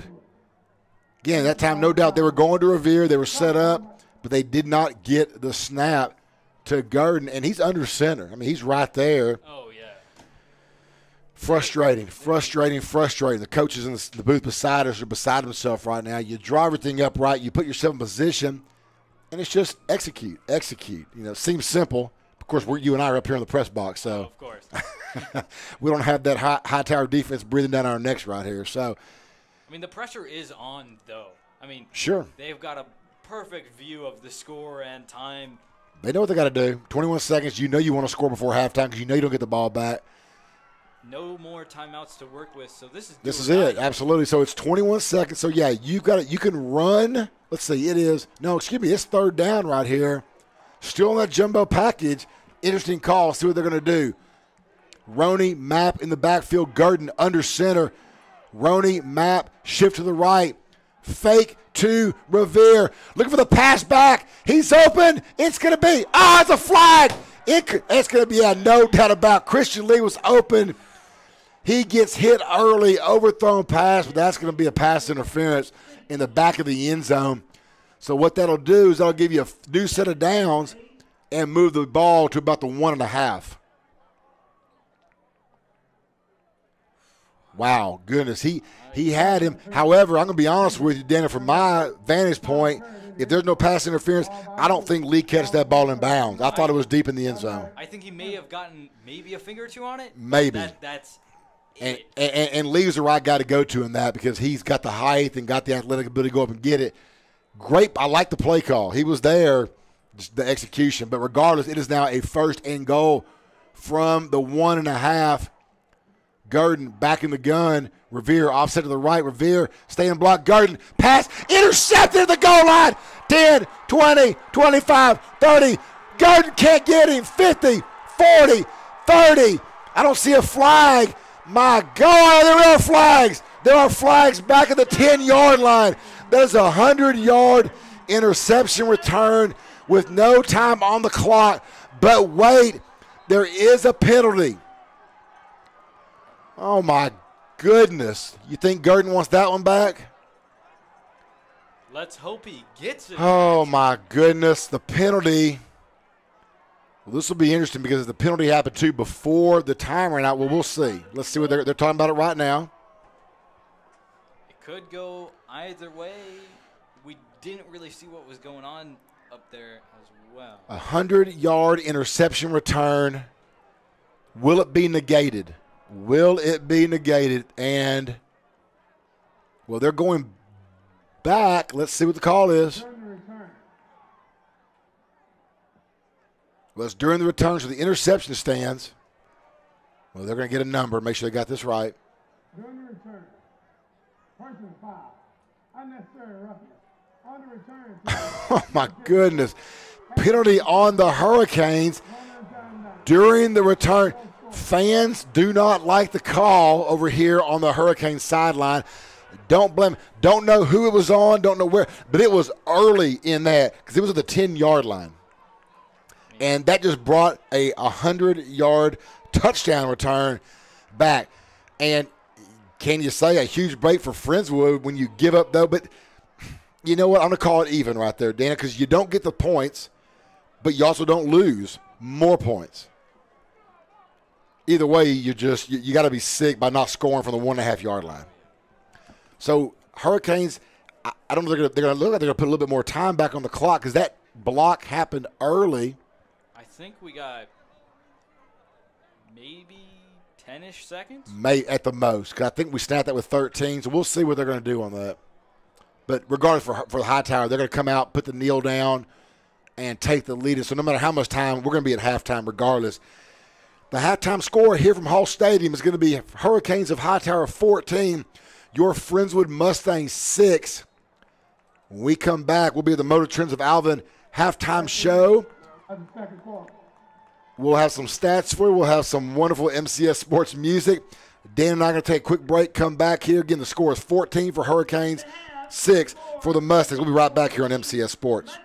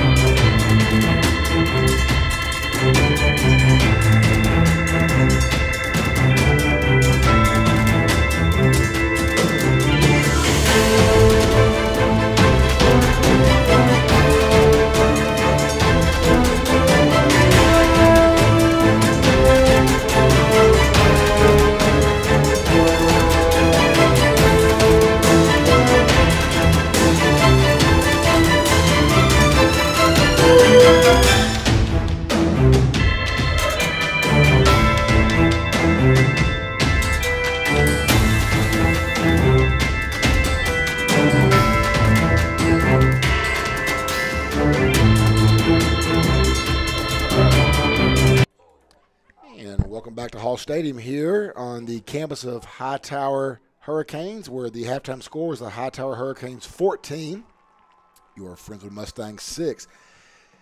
We're going to take a little break here from the MCS Sports Music to talk to my co-host tonight and producer extraordinaire, Daniel Feaster. And Daniel, what I want to talk about is, we've had some great halftime guests this year, no doubt about it. But what I want to do is kind of take a step back and talk about what we actually are doing here. MCS Sports. I don't think it really it didn't exist in this format last year. Mr. Rohr, superintendent, allowed this to start taking place, and this is an evolution. This has grown every game, and I think the future is bright. But what I want to do is kind of get it from your perspective.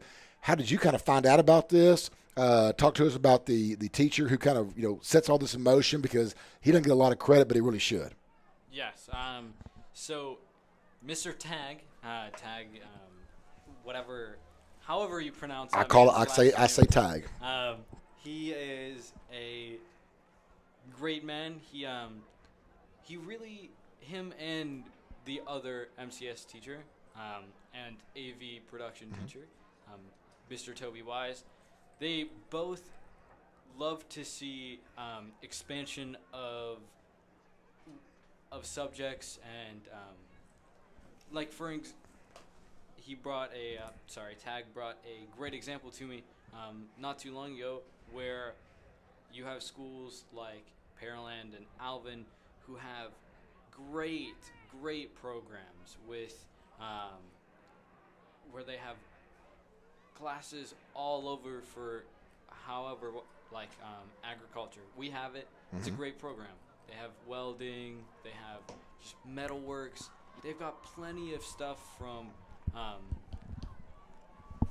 they have astronomy over there. It's just great, the expansion of different subjects and career paths that Right. kids can take from high school and just keep running with it if they truly enjoy it. So not your traditional. We have English, we have math, we have this, we have history and that, and then maybe one fine art elective or what have you. You know, so yeah, I think you're right. And one thing I've seen from this MCS sports program is there's a lot of students that have an interest in something like this, but they've never really had a place to go and do that. And I've heard some things of some of the students that said they want to do more. They want some sideline reporting. They want some activities besides just the production value. And I agree. I think that's outstanding. I mean, you know, the guys that have worked in the booth, as you, especially in the production area, are phenomenal. But there's students that want more than just that too. They want more than just behind the scenes. And then others are fine with behind the scenes. Others don't want to get anywhere near a microphone. And that's the beauty of that class of thing, is you got a nice mix of kids who you guys can kind of run this thing together. And hopefully down the road here with other sports coming up, it will be you guys' show. And it's very cool because it takes team activities used to only be dedicated to sports. And now you have places like MCS Studios where it's people from all types and all walks of life clashing together and being able to get and improve soft skills nonstop, teamwork, great things like this, great qualities that you need in order to get a job later in life. Well, and how cool it's got to be too. I would think that versus like when I was in school, maybe we would do a project, something like this, and then you turn it in as graded. This is real life. Yes. You know, your project is on the fly. It's very cool to. Tag likes to call it a non-stop project, where day in, day out, it's a lot of problem solving. Things happen. It's not just set in stone. It's very, very awesome, and I wish I could have been a part of it sooner. No, absolutely. And I think that's why I like you said something great right there, is the fact that this is a great example for life, Daniel, in that, you know, when you have an assignment at school, you have parameters. Here's what you got to do. You know what I need to do to get an A, what I need to do to get a B. With this, you have no idea. We don't know what we're going to face every night up here. I mean, this is the 8th game of the season, and we've encountered 7 different problems going on the air so far the first 7 games. Well, by the way, knock on wood, tonight was seamless, Daniel, so thank you for that, by the way. But that's the good example of saying, hey, we all learn from our mistakes. You know, and I think that's, gosh, what a great opportunity. Yeah, I would have loved to have something like this when I was in school. Like you said, you wish this would have started sooner, for sure. So tell me about your background in MCS itself, though. I mean, were you in MCS last year or something similar to that or whatever it was called then? Well, to get into MCS, you have to take a prereq to it to kind of make sure that this is really what you want to go into and explore. Then there comes an interview because, this program doesn't have just free reign to where it can have as many people as it wants. So it's exclusively to about 30 to 40 kids. Right. But within that, it's very, very cool to see. Sure, absolutely. What do you see? I know, of course, Danny, you're a senior. And so you're going to move on to do bigger and better things in your own life. But let's talk about this MCS for the younger group that's in there right now. Do you have any sort of vision of where you think this can continue to grow, or do you think this might be where we cap out? I mean, there's always room for improvement. Always. Like I see it in Pierce Hamilton is a great kid. I love him to death. He can do almost anything in the studio. He is what I like to call the equivalent of Gurdon. He takes something that he's good at and perfects it and goes to another thing. Right. And it's just amazing to see. And what the program does and what I hope it continues and improves on is giving just excellent opportunities. And not only that, but just last week we had to go to Skills USA, where you can gain plenty of connections with people who have quite a bit of authority. County judges were there. District leaders were there. It's just a fantastic opportunity to that most kids honestly don't really get. Right. No, that's so cool. And, I hope to see this continue over the next few years and just grow and grow and grow. And I want this, whether I'm still broadcasting or not, 10 years from now, I want to see this program still in place and doing good and being stronger than ever. And being able to look back and say, I was on the ground floor, Danny, you were on the ground floor. And that's a lot of pride right there. And I think you'll feel the same thing as you look back. You're going to have a 10-year reunion in 10 years. You look back and see, what is MCS Sports doing now? And they may be so big, you've already heard about it all over. You can say, well, yeah, I was there. I was there from day one. And it wouldn't be there in 10 years without what we're doing right now. So I want to give you a shout out, especially on that, because you and all the guys who do this, it's a phenomenal. We've planted seeds this year, and they're growing fast, and that's just exciting to see. One more thing let's talk about real quick is, you mentioned Mr. Ty, of course. He's got some background. I know he does a lot of work with the Astros and whatnot. Let's just keep it real. How good a teacher is Mr. Tag? I would call him less of a teacher and more of the way he teaches is I love this personally. Sure. He says, do it to the best of your ability, problem solve first, right, and then reflect on what you've done. I would say the wisdom in that man is much, much more than a teacher. Yeah, he doesn't seem to be the kind of he's not a book teacher. No. He's not going to teach you this skill. No, he's just going to let you, like you said, learn the way you need to learn, because we all learn differently. And the best life lessons are learned by just going out and doing it, as you found out. And I'm glad you said, because that's the take that I get kind of from afar with him. But no doubt, I mean, and I'm saying that what kind of teacher he is, knowing the answer already. He's phenomenal. That class, when I go in there and visit with him a little bit on the games, pre-games and all that, you guys are all just doing what you do. Kids are just doing, they're engaged. They don't need direction. They don't need a teacher. Get up, hey, let's get going. You're already going. And that's what I love about him so much.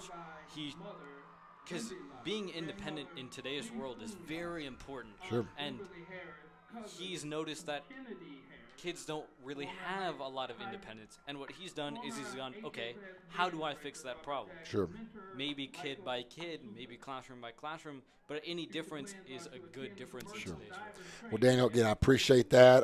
You and I, we're going to take one more break, come back here in a couple minutes, go over a couple of first-half stats, and if you have any suggestions on how Friendswood can get this win, once you think about it, we'll come back and try to solve this problem, Dan. Again, thank you so much for tonight, Dan. You're doing a great job. Love hearing you. And, again, thank you all for listening to MCS Sports broadcast of Friendswood High School football. Mustangs are down 14-6, but a lot of game left to go.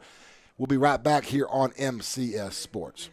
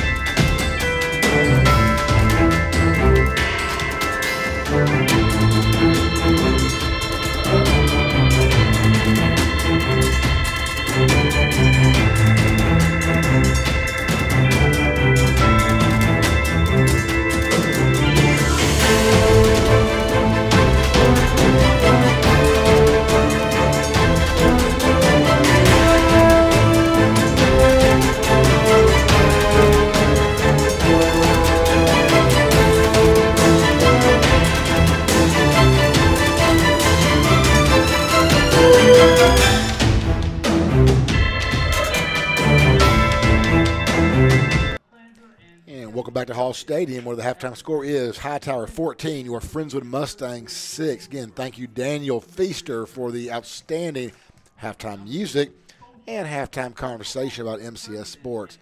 Again, outstanding program. We love what we're doing here. We're going to love it even more if Friendswood can find a way to pull this thing off tonight. But again, right now the score is Friendswood down 14-6. First half passing stats for Garden, few and far between. He is 6 of 13 for 54 yards, no touchdowns, one last-second pick on the goal line. The only positive in that was that they did not count the 100-yard interception return for the 6, as there was a penalty on that. The big bright spot, Daniel, in my opinion, has got to be Luke Revere. 14 carries, 126 yards. That's a 9-yard clip, if my math is correct. That's just phenomenal. He's got a run of 37. He's got one of 22. He's just churning. And I know for the Friendswood coaches, they got to be second-guessing themselves right now, saying, why don't we just go to him there, 1st and 3 with 30 seconds left, hand him the ball. He's been getting 9 a carry. We think he can probably get 3. Again, easy to always look back. Oh, yeah, of course. Now, but, I mean, some serious decisions need to be, I'm going to say, adjusted. Oh, yeah. No, absolutely. And they will. Again, that's why you have these halftime, these nice, long high school halftimes. There'll be adjustments made. And really, this game, I know Friendswood was down, but I'm going to call it fair. If you play them an even ball game, Friendswood can find a way to put some points on the board. But you just can't shoot yourself in the foot in the red zone. Done that too many times these last 2 games. Did it again tonight. Do have 2 nice Austin Alvarez field goals. One of them was a 39-yarder, outstanding kick. And Mike Hermes with a big field goal block earlier actually keeps this thing within a 1-score game. Yeah, it's 8. You got to get the touchdown to 2 points. But that was a huge – and that may come into play down the road. We are going to kick off here, and Austin Alvarez does, down to the 10-yard line. We return to the 15. And they've already fixed one issue, which was the return games, the special teams for Friendswood Mustangs, as the returner, Kobe Campbell, had been averaging about 50 yards a return. This one goes for about 7. Hightower will get the ball on their own 19-yard line to start this second half. I believe that was Dawson Johnson on that block there. He was pretty winded after that as well. Well, you know what, Daniel, I don't know about you, but I would be winded too after I ran all the way down the field. That's just me personally. And he went head to chest there. He sure did. He got up, though, and again, great job by Johnson. Dawson's had a nice game today, receiver too, get a little bit more extended playing time. So here come the Hightower Hurricanes. We'll see what they're going to do. The run game has been effective. They're going to start with a fake up the middle. It's going to be a Brandon Smith keeper. And that has been the bread and butter, if they have one tonight for the Hurricane Hightowers. They had the run game going early. Then Friendswood kind of sniffed it out. Then they got that short passing game. That was effective.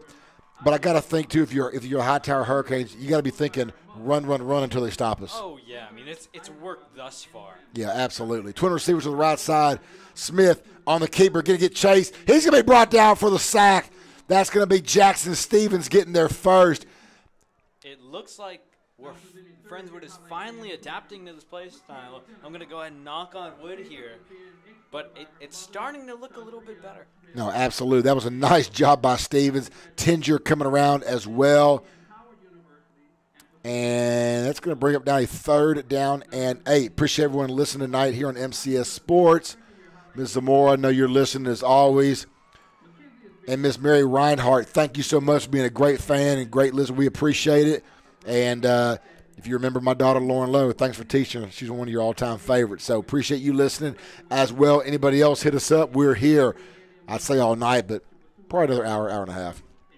Smith, back to pass, pressured. Still on his feet, going to be brought down they're going to give him just a half a yard. So that's going to be Tinger ride his back along with the host of others. So Friendswood's defense came out charged up. And with 10:20, just a minute and a half off the clock, Hightower's already punting. And Friendswood with Colton Halata going back should get great field position to start their first drive of the second half. That's exactly what the doctor ordered for the Mustangs. Hightower will be doing the kicking from about their own 10. Colton is on his right about midfield. And Daniel, the way special teams have gone tonight, I'm nervous for both sides, to be honest with you. I am too. It's a coin flip for both, but Oh, this kick doesn't nice look too kick. Halada had to go back. That ball hit on the 28-yard line of Friendswood, rolls out of bounds at the 20. I'm going to have to do some math here. 30. That is a 58-yard punt for the Hurricane Hightowers. Absolutely outstanding. I guess my nerves were wrong on that. As Hurricanes, they did a good job of flipping the field right there. Halada was on his 50 to return that kick, and instead Friendswood basically is on their own 20-yard line.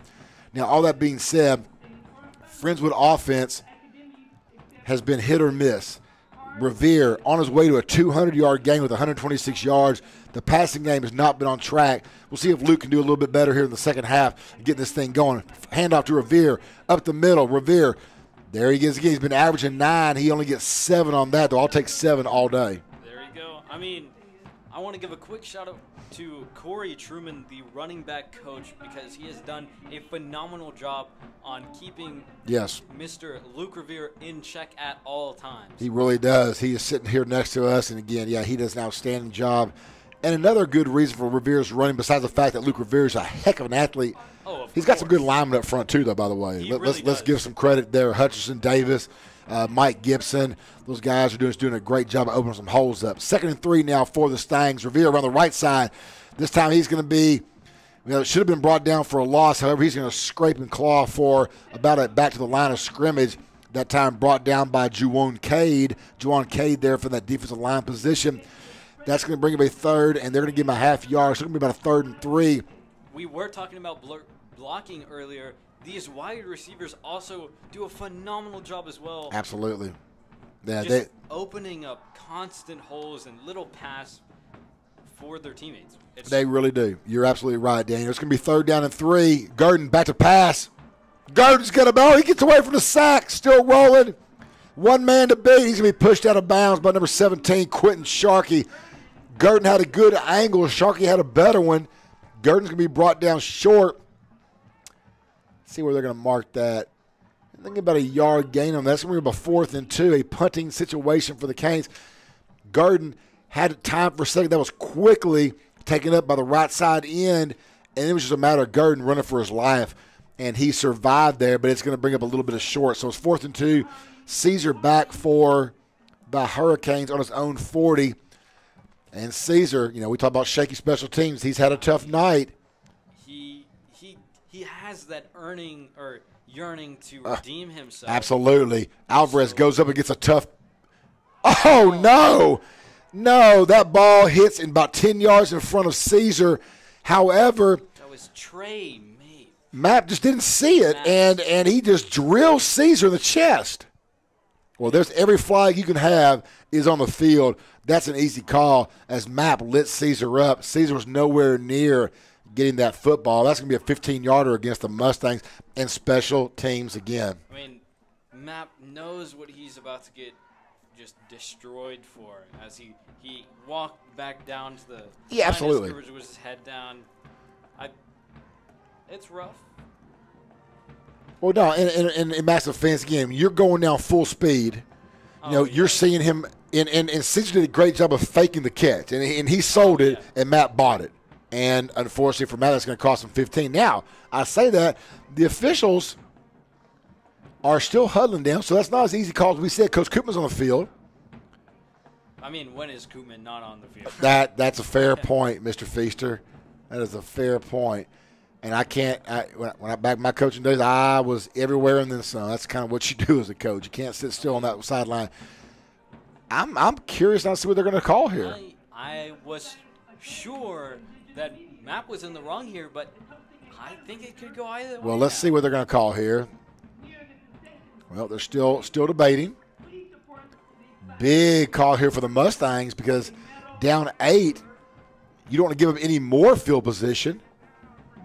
I mean, if this goes the way here we go. Of Friendswood, it is. Oh, absolutely. All right, the penalty does go. Oh.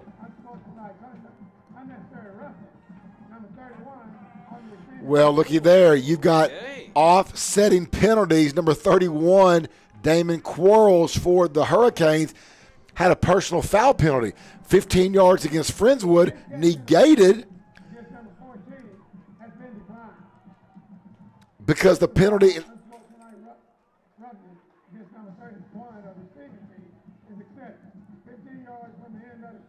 So at the end of the day, that actually benefits the Mustangs. So Hightower's going to go back 15.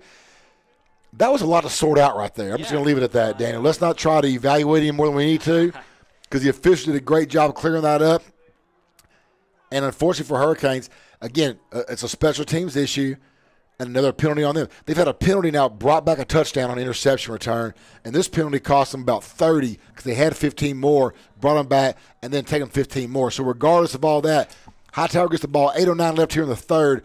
Ball is on their own 27-yard line. Smith with the handoff, trying to get around the right side, is going to be Watkins. He is brought down for the loss. I mean, that is Trey Mapp. Mr. Mapp. Redeeming himself. You got to love it. You got to love it. Well, not really redeeming himself at this point. Didn't need to, but in his mind he needed to. And let's be honest. He got it done. No, he sure did. Great job by that young man. A little safety blitz on that. 2nd down and 14 now for the Hurricanes. 7:37 left. Friendswood's defense has done nothing but play outstanding football here so far in this second half.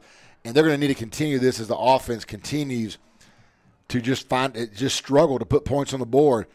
Handoff again. Now it's going to be a keeper to Smith. Middle. Got some running room. 35-40. Oh, no, he's still on his feet. 45-50. 45. Run out of bounds by Colton Halata. We've seen Halata do that several times tonight. He has truly been the guardian. Yes, absolutely. He's been a touchdown saver, Daniel, for sure. But that and Smith has done a good job tonight, quarterback for Hightower, of just being patient, weaving his way through. And then once he gets past that initial line, he puts on the afterburners. I mean, is he a quarterback? Is he a running back? I don't know at this point. Either way, he has the ball in his hands, and that's what you like to see if you're the Hightower Hurricanes. Smith, hands up the middle. This time is going to go to Trevin Johnson. Johnson get about 4 yards on that carry. Johnson, as much as I hate to say it, has done a pretty solid job. Absolutely. They've not given him the ball too many times, but when he's had it, he's been getting positive yardage at a fairly substantial clip. 2nd down and 6 now for the Hurricanes. Twin receivers to the right. Johnson, handoff at the middle. Johnson, that's a little Luke Revere-like run as he gets hit at the line of scrimmage. And I don't know where they're going to mark this thing. Well, they're going to say he got 2 yards. It took him about almost 10 seconds to get down. Yeah.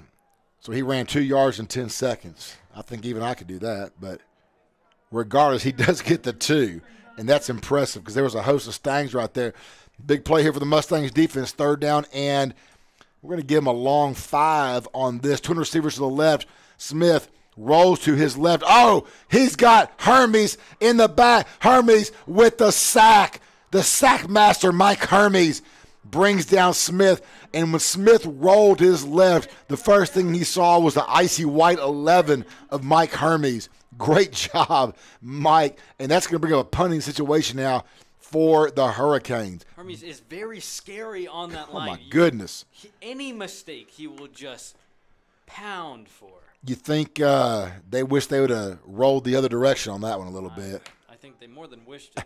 Halata is going to be backed up to his own 10-yard line. Here we are, special teams again. A low snap, and it's going to be bobbled. Run back by Caesar. 45. He's looking for some running room. He's going to be brought down. It'll be Mustang ball instead of at the 10 at the 43-yard line. And again, special teams miscues. Bad snap. Caesar's lucky to even get that ball and get the ball nearly to the line of scrimmage again. Danny, I'm just going to shake my head at that one. Just as we thought it was getting better for both teams. Yes. Now the Hurricanes are kind of taking the fall. Unreal. Unreal the amount of special teams errors not on both teams. And they're not big. They're just a bobble here, a small thing, but that's all it takes. And it's just adding up throughout the game on both sides.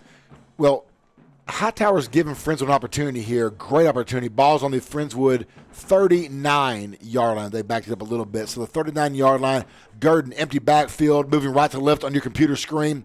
Gurdon going across to Christian Lee. Caught. Nice catch. Stay on your feet, Christian. He does. out of bounds right at the midfield stripe. That's a 1st and 10. What a great catch from Christian. Yes. Moving across the middle, goes up, grabs it, never breaks stride. Absolutely. 1st and 10 for the Mustangs. A quick snag, gets a few more yards. Yes. Just a standalone great player.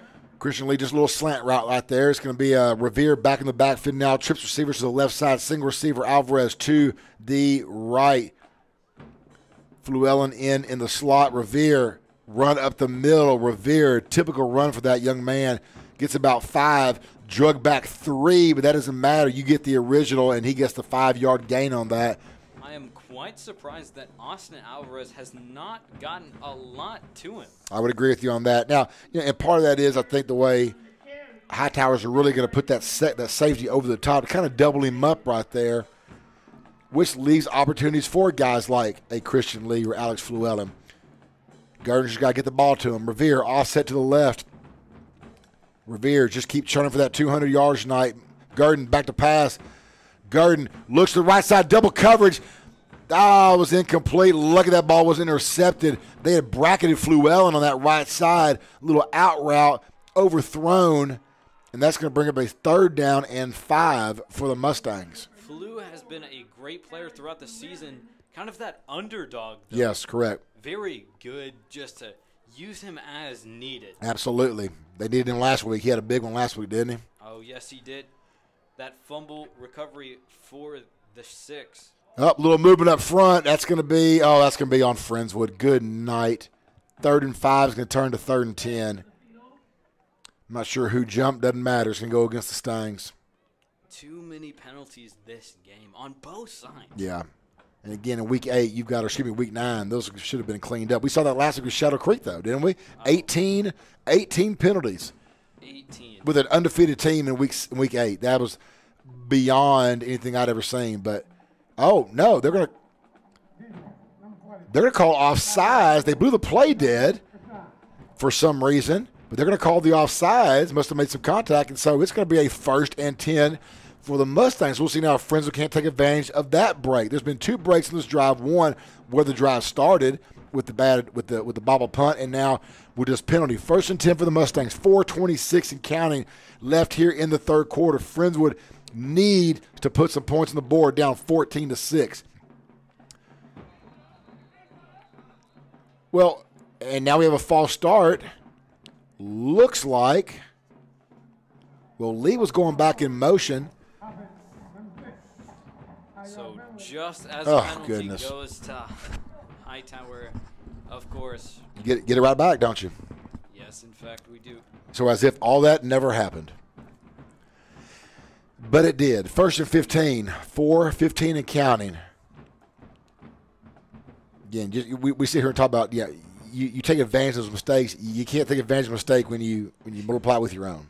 That's not how that math works. 4 minutes left to go in the 3rd quarter. Revere offset, runs to his right. Get outside, Luke does. Cuts it up. Get about a 7-yard gain on that. It's going to bring up down a 2nd down and about 8. Nice run by Luke Revere. Again, he's not looking to go east and west very much. He likes to go that north and south. He gets outside the initial line and immediately cuts it upfield. And you got to love that about a player. Some guys want to go to the sideline and just keep getting stretched out. Well, that gives the defenders those good angles, get a chance to make a tackle. Not Luke. He puts his head down and goes. More power to you, Mr. Revere. 2nd down and 7. Empty backfield for Garden. Trips to the left, Twins to the right. Garden looks to the right. Garden's rolling to his right. Going to try to throw a little pass over the top. Now, there's some hands right there. They're going to say no flag. It looks like he was trying to get Christian. That was Christian and set up Christian nicely. A little over-the-top pass. He almost got that catch. Yes, he did. Thought we had some jersey tugging, but regardless, no flag on that play. John McCabe getting switched out here. Alvarez still in the game. Johnson going out. Yeah, McCabe in for it. Dawson Johnson. Alvarez, single receiver to the right side. Twin receivers to the left. Revere offset to the left. Revere rolls out. We're going to have a screen. Oh, no. Lee is blasted.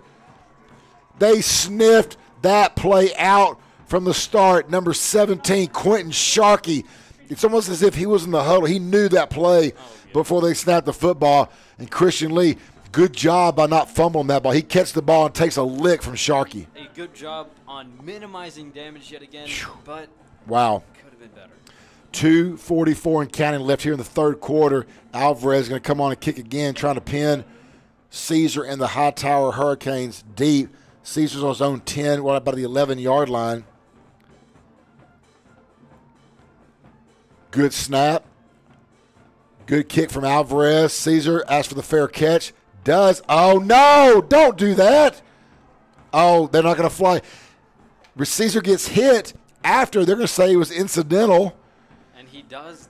Was that a good acting job by Daniel? I don't know. I would say as a previous theater kid myself, I would say, not too bad. I mean, I don't know if it's Academy Award, but it was maybe a People's Choice.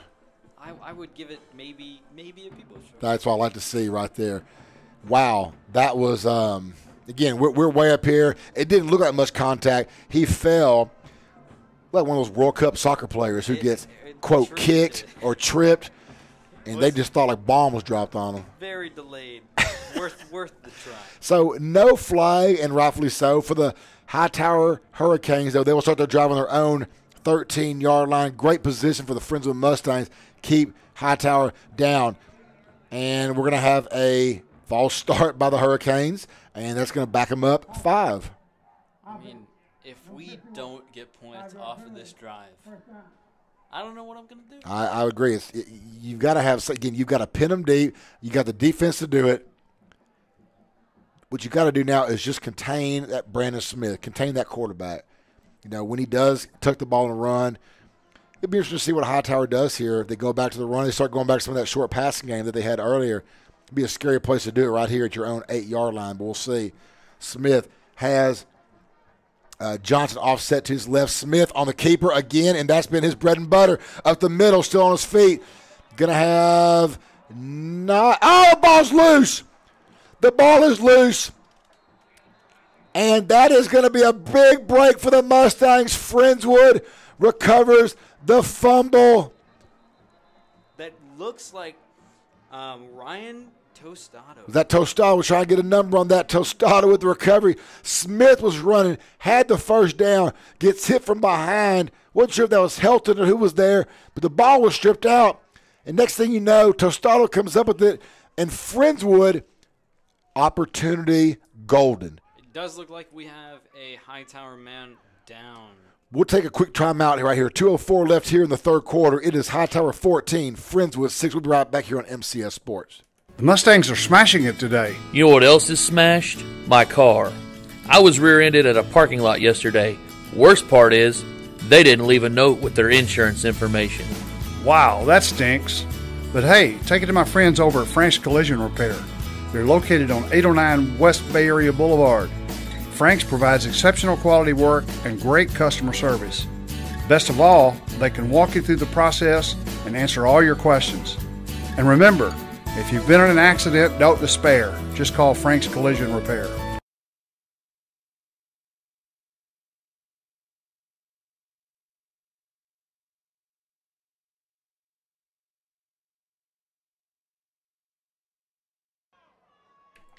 And welcome back to MCS Sports broadcast here of the Friendswood Mustang High School football team. It's 14-6. Hightower Friendswood has a golden opportunity here from the Hightower 19-yard line. They are in the hometown bank of Friendswood red zone.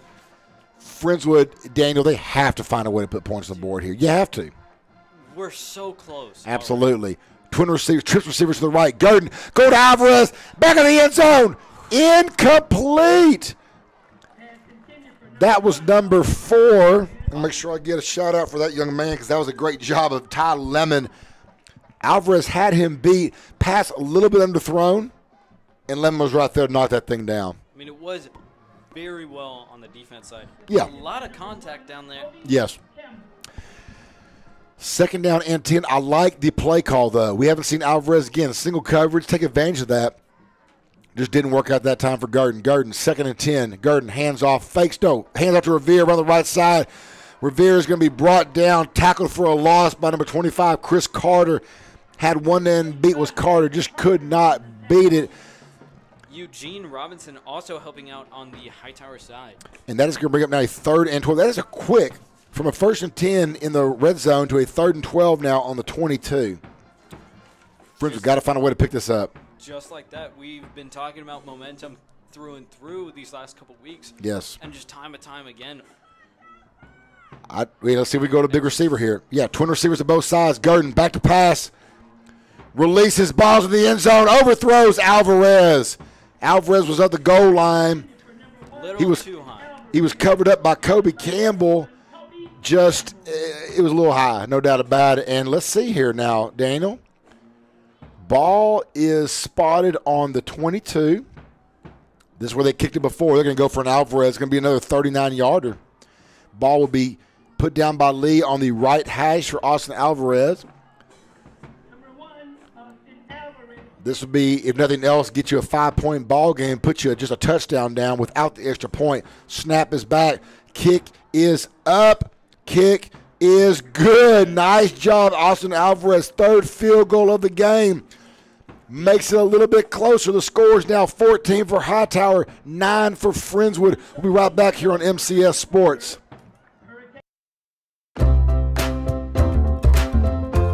Have you been dreaming of a home renovation? Are you looking to purchase a home? Is it time to refinance?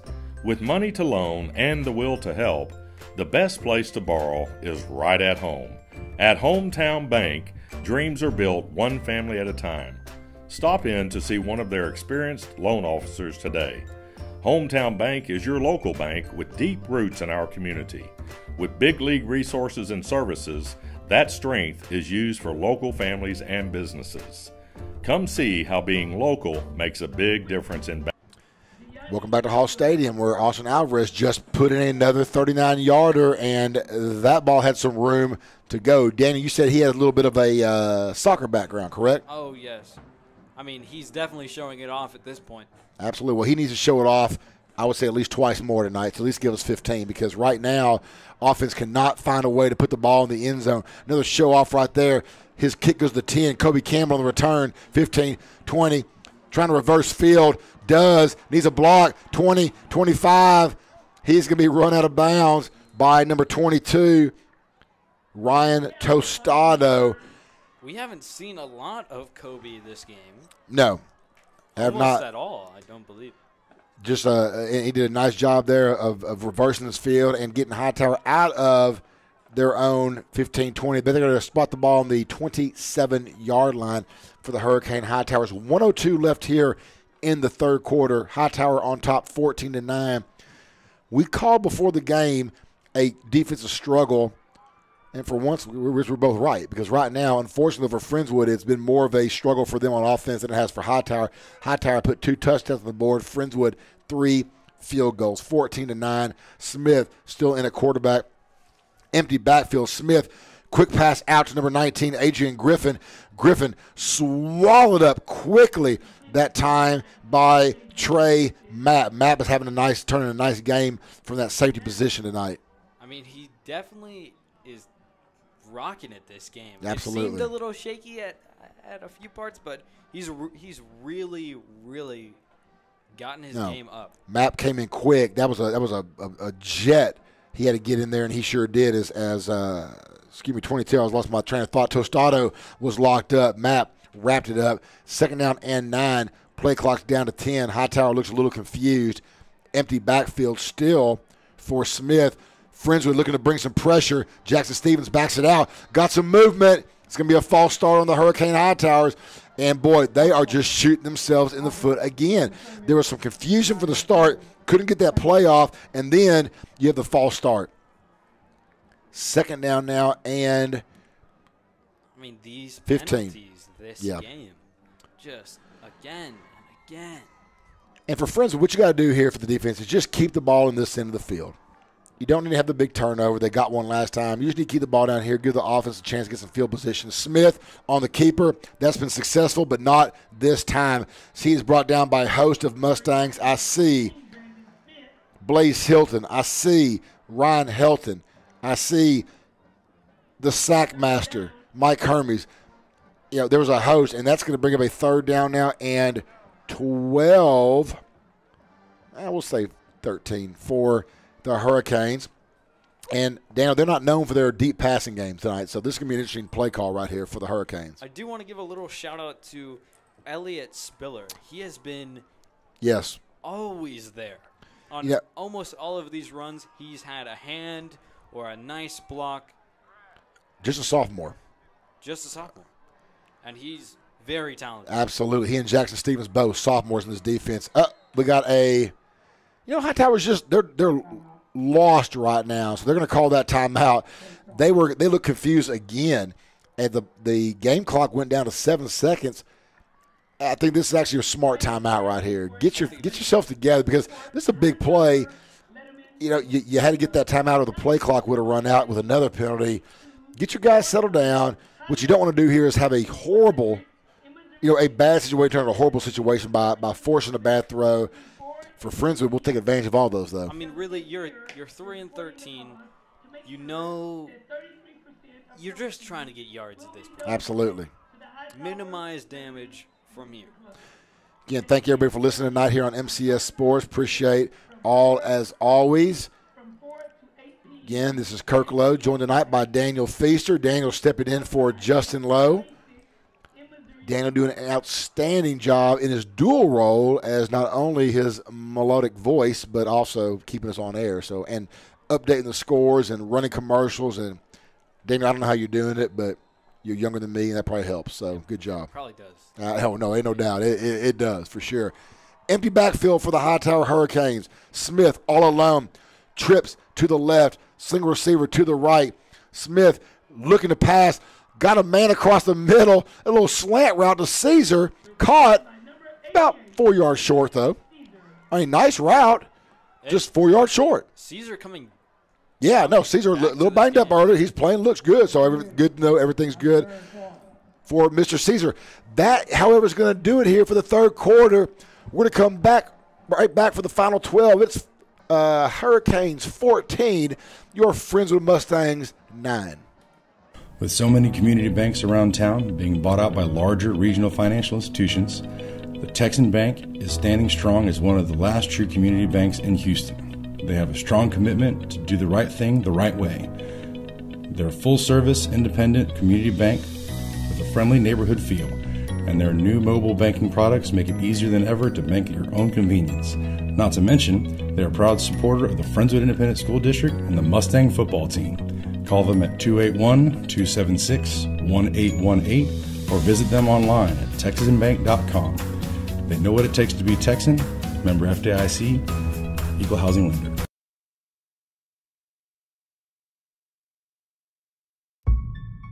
There's a lot at stake this November.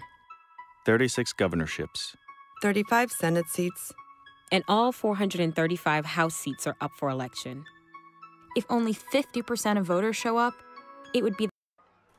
And welcome back to Hall Stadium. And, folks, we're going to have a great last 12 minutes here. This game, a critical game in District 10 5A, keeping this team's playoff spots in hopes alive, more so than the team with a loss. Hightower's on top 14-9. Friendswood, well, I'm not going to say anything. This is a special teams time. We'll see how this. Hightower will be punting the ball from their own 34. Last one was a boot. This time we have a flag on the play. We have a false start on the punt. And the special team woes continue for Hightower. It's going to march him back 5. Halada will be right about his 30-yard line. He looks like he's staying put. Well, and he should, because, the last kick was so dead. It was a 58-yard punt.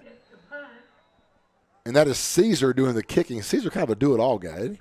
He really is. Caesar's back on his own 15-yard line. Gets the kick off. Another beautiful kick. Ball hits at the 35. Takes a Mustang bounce. Went down to the 30, came back to the 34. So Friendswood will start this drive on their own 34-yard line. 11:50 left here in this ball game. Friendswood Mustangs still looking to put their first touchdown on the board. Will this be the drive to do it? I mean, it is fourth quarter. The pressure is here. Absolutely. No, and they feel it. Those coaches do too. Now, the good news is you have Austin Alvarez with 3 field goals tonight. 2 of them were 39-yarders. The last one could have gone for 45, 46. Worst case is you just get some yardage. 2 field goals the rest of this game is not out of the question for Austin Alvarez. Oh, no. Not at all. He's so capable of being this consistent. But you know what? You definitely don't want to leave it up to that, though. Let's just score some points and not worry about it. Handoff, Revere, left side. Revere brought down for the quick loss. That was number 40 in on that tackle, Joseph Rylander. And Revere was just balled up at the line of scrimmage. He had a good push from that right side of the line. Nowhere to go. 2nd and 11. We have seen too many first down plays, not Daniel, go the opposite direction. It's just frustrating for the Friendswood coach. I know no one's more frustrated than Coach Robert Koopman. I mean, you don't draw them up that way, just the way they've come out. Revere, left side of Garden. Triple receiver to the left. Alvarez, single receiver. He's there. Garden gets away from one, but can't get away from the second. That's a sack. That's going to be Joseph Rylander again with the tackle for loss last play and a sack. We're going to have a timeout on the field. We're going to come back. It's going to be 3rd and 15. We'll be right back here on MCS Sports. Generators of Houston and Generac support the Friendswood High School Mustangs. For all of your industrial and commercial generator needs, choose the oldest and largest Generac industrial dealer in Texas, Generators of Houston. They are generator installation experts with over 14 years of experience and installation references in virtually every commercial, municipal, and industrial application. If your business needs a generator installation, service, or parts, call the largest industrial Generac dealer in Texas, generatorsofhouston.com. That's generatorsofhouston.com. Go Mustangs.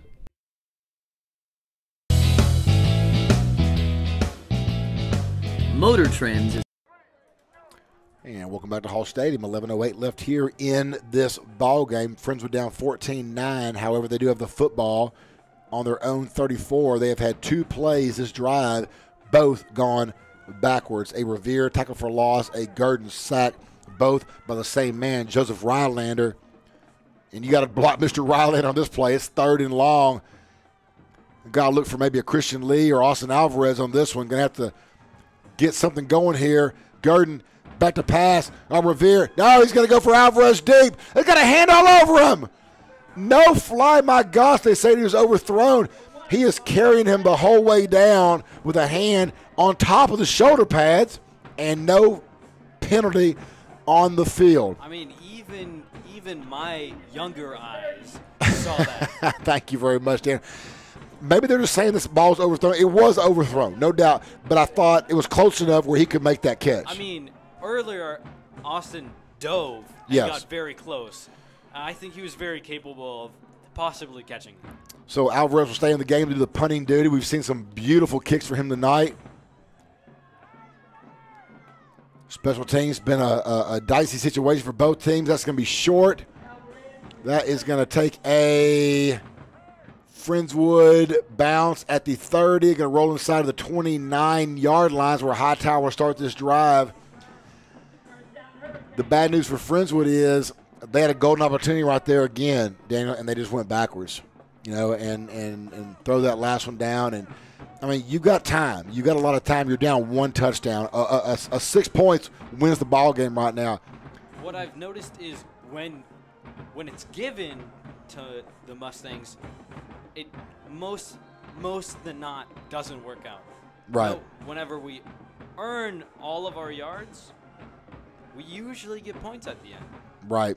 Absolutely. Well, defense got to come bring that A game again. They've been doing it all game. Held Hightower to 14 so far. Smith, keep her up the middle. Again, that's been their best play of the night. It's just that little run pass option, and then this time it's just a keep. And Smith it hasn't been adapted to. No, it really not. He is gaining 5 or 6 every time. He got we'll give him 7 on that one. And for Hightower, I know exactly what they're thinking. Keep the ball on the ground, run some clock, get this thing down. If they can do that and move the ball on Friendswood and put one more score, Dana, I don't know if 2 scores is it may be too much to overcome the way this offense is played tonight for Friendswood. Smith, it's going to be. No, he gets away from Hermes. Still rolling, still looking for a man down the field. That ball is overthrown. Hermes had him in his clutches. Smith, great job of getting out of that sack. mean, Hermes then chasing him down and still giving him a solid hit. Absolutely. Absolutely. My goodness. You can run, but you cannot hide. Now, Hermes is doing what Hermes does. It is now a 3rd and 4 for the Hurricane Hightowers. For the Hurricane Hightowers, the Hightower Hurricanes. That's easy to say. Twin receivers. I'm very curious on this play right here. The passing game's just not been successful. Got to think it runs come in here or a Smith keeper. It is going to be a Smith keeper up the middle. He's going to be short, maybe. I don't think they're going to give it to him. Well, I don't like the spot here though. They're right on the 40, and he needed to get just over the 40. They're saying it's a first down. Are you kidding? Okay. Wow. I'm not quite. You got to be kidding me. That's a crazy spot right there. But regardless, again, our angle's not as good. I thought if anything, at least measure it on that one. But they gave him the straight first down. Huge for Hightowers. That gives them a fresh set of downs, and the clock continues to roll. Going to be a handoff. Of course it is. Going to go to Johnson this time. Gets shut down quicker this time, although. Absolutely. Looks like, Jackson Stevens in there for that linebacker position. See if that's Hilton in there. Yeah, I think that was Blaze in there for sure. I believe Tinger got a piece of it, yeah, too. I think Tinger was in there. A sea of white. And, again, Tinger's on the inside because you got Elliott Spiller and Hermes. I like that grouping right there, having Spiller in there with Hermes and Tinger inside. 2nd down and 8. They are going to pass this time. That's going to be caught by Caesar. Again, that short pass, nowhere to go. Map again on the tackle, and Halada in there as well. Looks like we are going to take a quick timeout on the field. 8:54 left here in the ballgame. Hightower on top 14-9. We'll be right back on MCS Sports. Generators of Houston and Generac support the Friendswood High School Mustangs. For all of your industrial and commercial generator needs, choose the oldest and largest Generac industrial dealer in Texas, Generators of Houston. They are generator installation experts with over 14 years of experience and installation references in virtually every commercial, municipal, and industrial application. If your business needs a generator installation, service, or parts, call the largest industrial Generac dealer in Texas, generatorsofhouston.com. That's generatorsofhouston.com. Go Mustangs!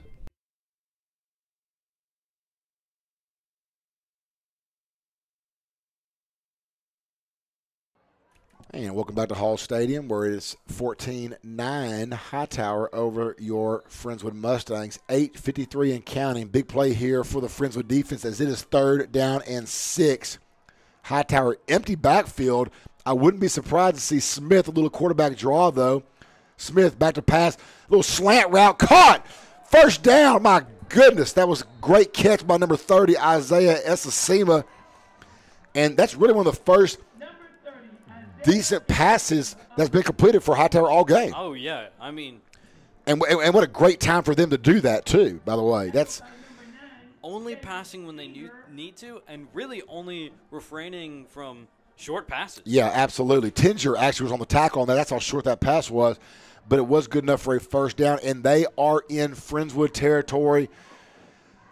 Both Hightower's offense and the clock is the enemy of the Mustangs right now. Handoff up the middle.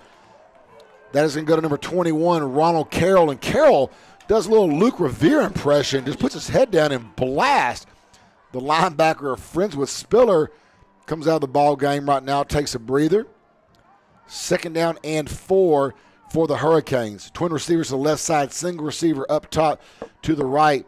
Ronald Carroll still in the ball game. Why not? The way he ran that last ball. Carroll up the middle again. First down. Carroll still on his feet. 30, 27. Great tackle by Ryan Helton. I don't know if that's a touchdown-saving tackle, but he would have got at least probably 10, 12 more yards on that carry. Oh, no, we got a flag. We got a Hurricane on the field. Pushed down way late. Oh, no. Looks like Blaze Hilton's coming off the field. Oh, and he is getting chewed on by the coaches. I didn't see the push. I mean, obviously Blaze was very upset on his own, taking off his helmet and kind of giving a few words to the coaches while he's walking by. Well, you know, Daniel, Oh, he just throws his helmet down. He's furious. You got to think, I mean, something precipitated that reaction. But it's always the second, it's always the reactor. You know, something happened. Who knows what that guy did? But regardless, that is a huge penalty against the Mustangs right there. As Hightower has the ball inside that red zone on the 13. Smith on the keeper. Friendswood's got to find a way to get a turnover here, Daniel. If Hightower gets his touchdown, goes up 2 scores with under 7 minutes left, we were just under 7. I mean, I don't say it's impossible, but it's going to be a tough road to hoe. I think I'm going to match you on that one. It is going to be little to none. As much as I hate to say that. My gosh, and what happened to Blaze Hilton on that? I don't know. That something bad had to happen for him to do what he just did right there. Handoff, that's going to be Carroll up the middle. And right now, Friendswood defense holding hard. Just that bend but don't break. Well, you don't have much more room to bend, fellas. You're doing a great job here. Third down. Got to find a way to keep a field goal opportunity only, because that still keeps you within 8. And 8 is a touchdown to the 2-point conversion. Field goal here doesn't put you out. Touchdown puts you behind the 8 ball. 6 minutes left here in this ball game. 3rd and 5 from the from the 7. Hightower can still get a first down. Carroll in the backfield. Smith calls it out. Tight left, trips right. Pass out to the right side, caught. 5, 3, touchdown. Hightower Hurricanes. Are they going to get? Oh, no, there's a penalty. It's a hold against the Hurricanes. Call that one back. Saved again from some serious damage. That is 2 touchdowns that the Mustangs have been saved from. Great call, absolutely. 2 touchdowns now have been called back for the Hurricanes. And this is a biggie, because this would have about buried the Mustangs. Instead, now it's a 3rd and 11 from the 14-yard line.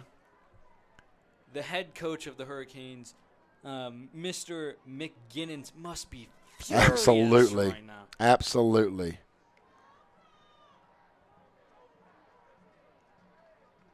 Smith barks it out. Smith, keeper up the middle. He's going to get the ball at about the 10. It's going to bring up a field goal opportunity. What I will say, this defense has the momentum, has just absolutely very, very well controlled. Absolutely. Even after the whole ordeal. Well, this is going to bring up an interesting now. Alexander Martinez will come in to do the kicking duties. We've seen his extra points. The only field goal opportunity, if you remember in the first half, blocked by Mike Hermes right up the middle, and he and Tinger are lined up there right now. Can they get a second block? Would be nice to see for sure. This is going to be a 28-yard field goal attempt for Martinez. The kick is up. The kick is wide left. No good for Martinez. There's life in the Mustangs still. Great job of that Mustang defense. You bent, and they bent about as far as you can bend, but they did not break. Wow, again, I'm going to say it's wow. Great job by that Mustang D. Again, it's just a coin toss with Hightower's special teams.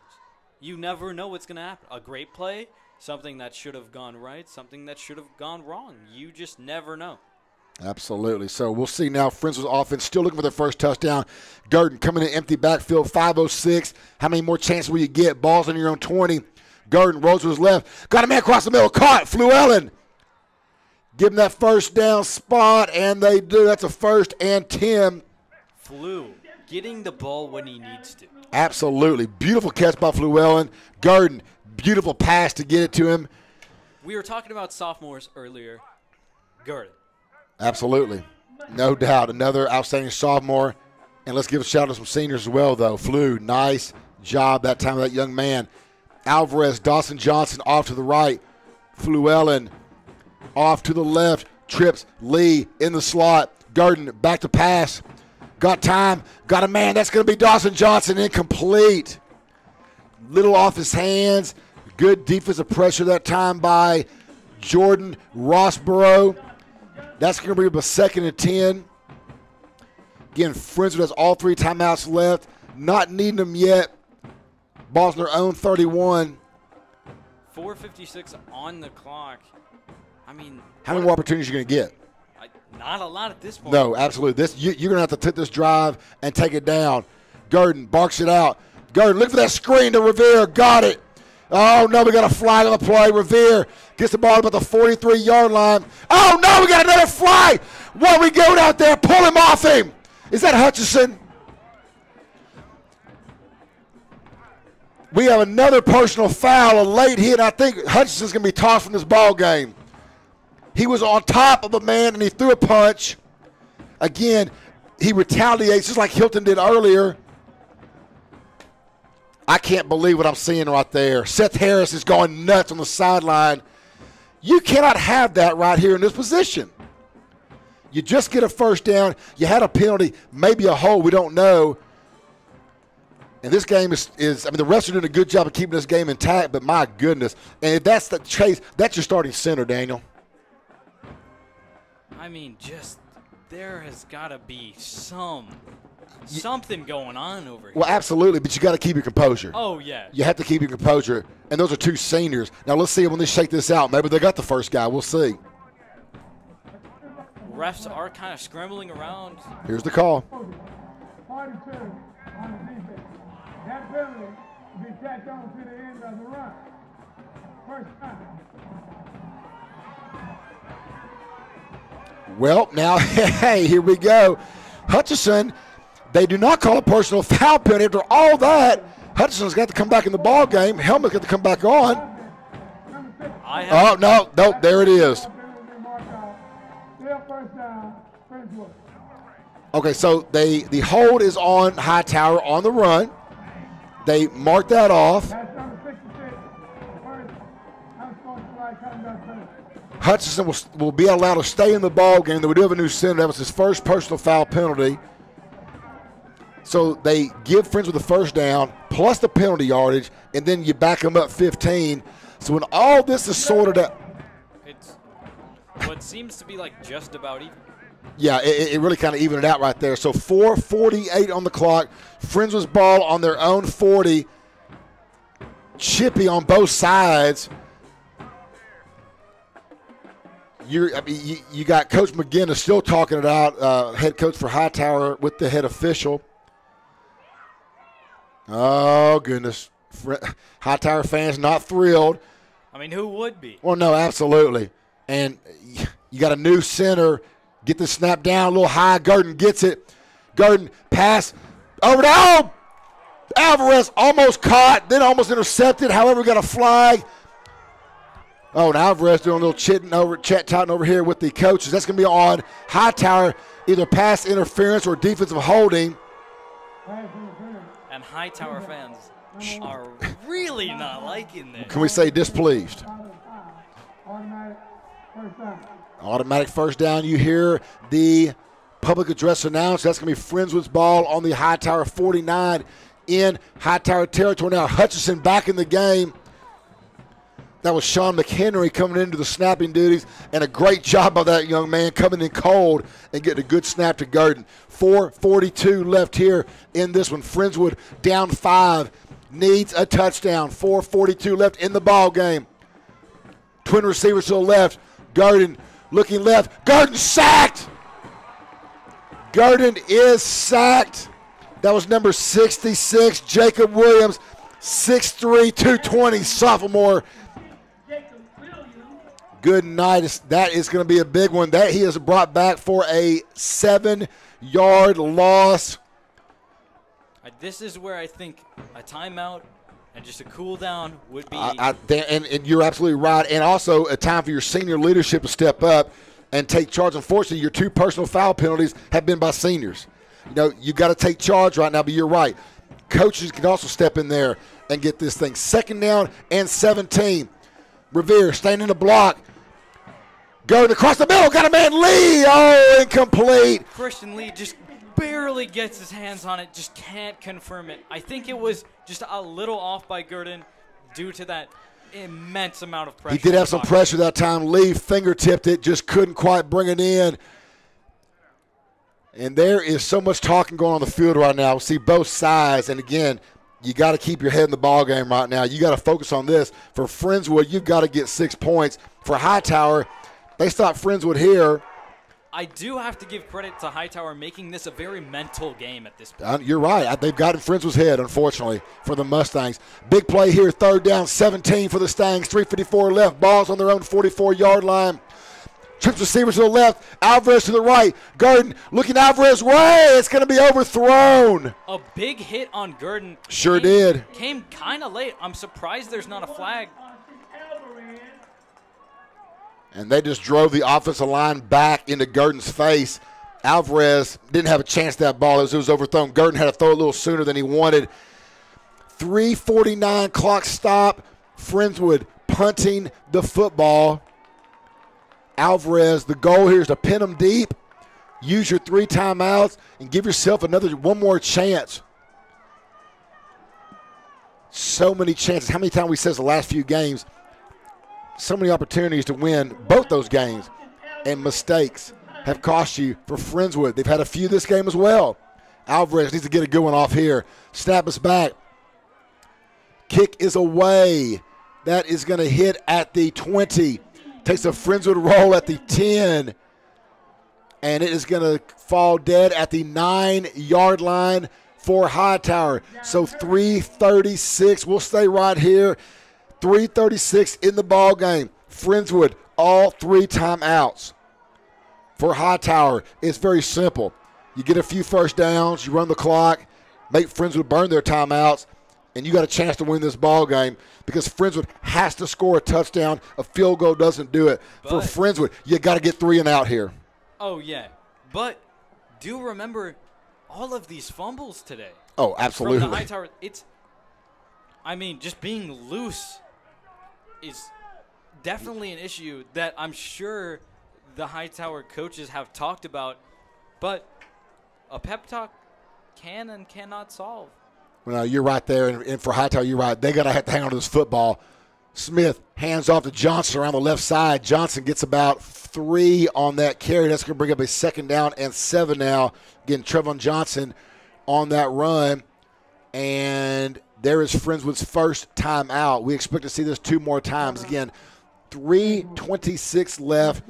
Friendswood has to get the ball back and has to score 6. Friendswood, all these things aside, Friendswood still looking for the first touchdown of the ball game. Still. I mean, you got 3 Alvarez kicks.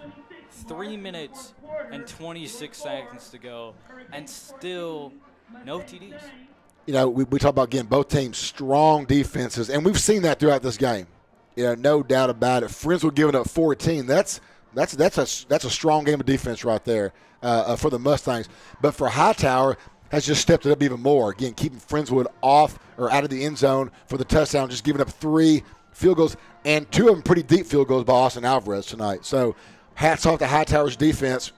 And Hightower is used to these low-scoring games. Absolutely. The Mustangs, we generally are kind of in that middle range. No, absolutely. You're right there. Yeah, Hightowers, even in their losses, gave up 7 and 14 to Terry and Angleton. So, yeah, their defense is well known for sure. Here we go. 2nd down and 6.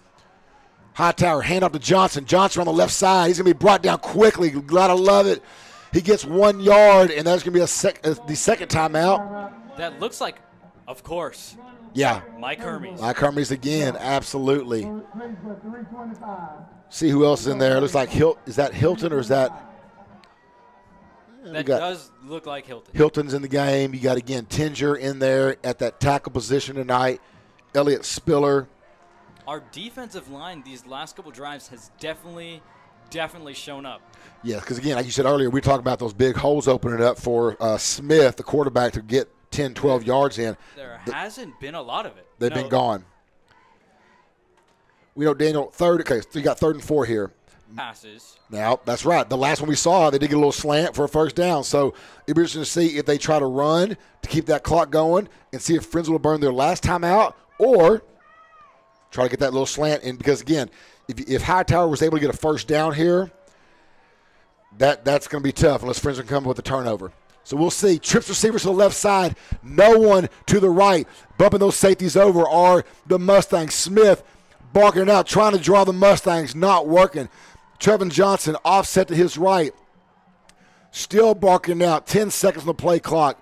Still barking it out. Trying to draw him. Nothing. 5, 4, play. Here we go. Johnson, handoff, nowhere to go. Ryan Helton with the stop. Beautiful. Instantly, Ryan. Absolutely. Friendswood burns their last time out, but there's a lot of time on the clock. 3:19, and we've seen special teams errors happen so far tonight. This is doable. Oh, absolutely. This is very doable. Absolutely. 3:20, just about. Although, what's looking scary to me is these 2 timeouts on the Hightower side. Sure.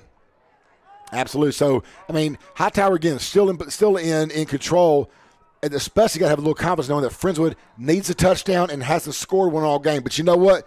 All it takes is one.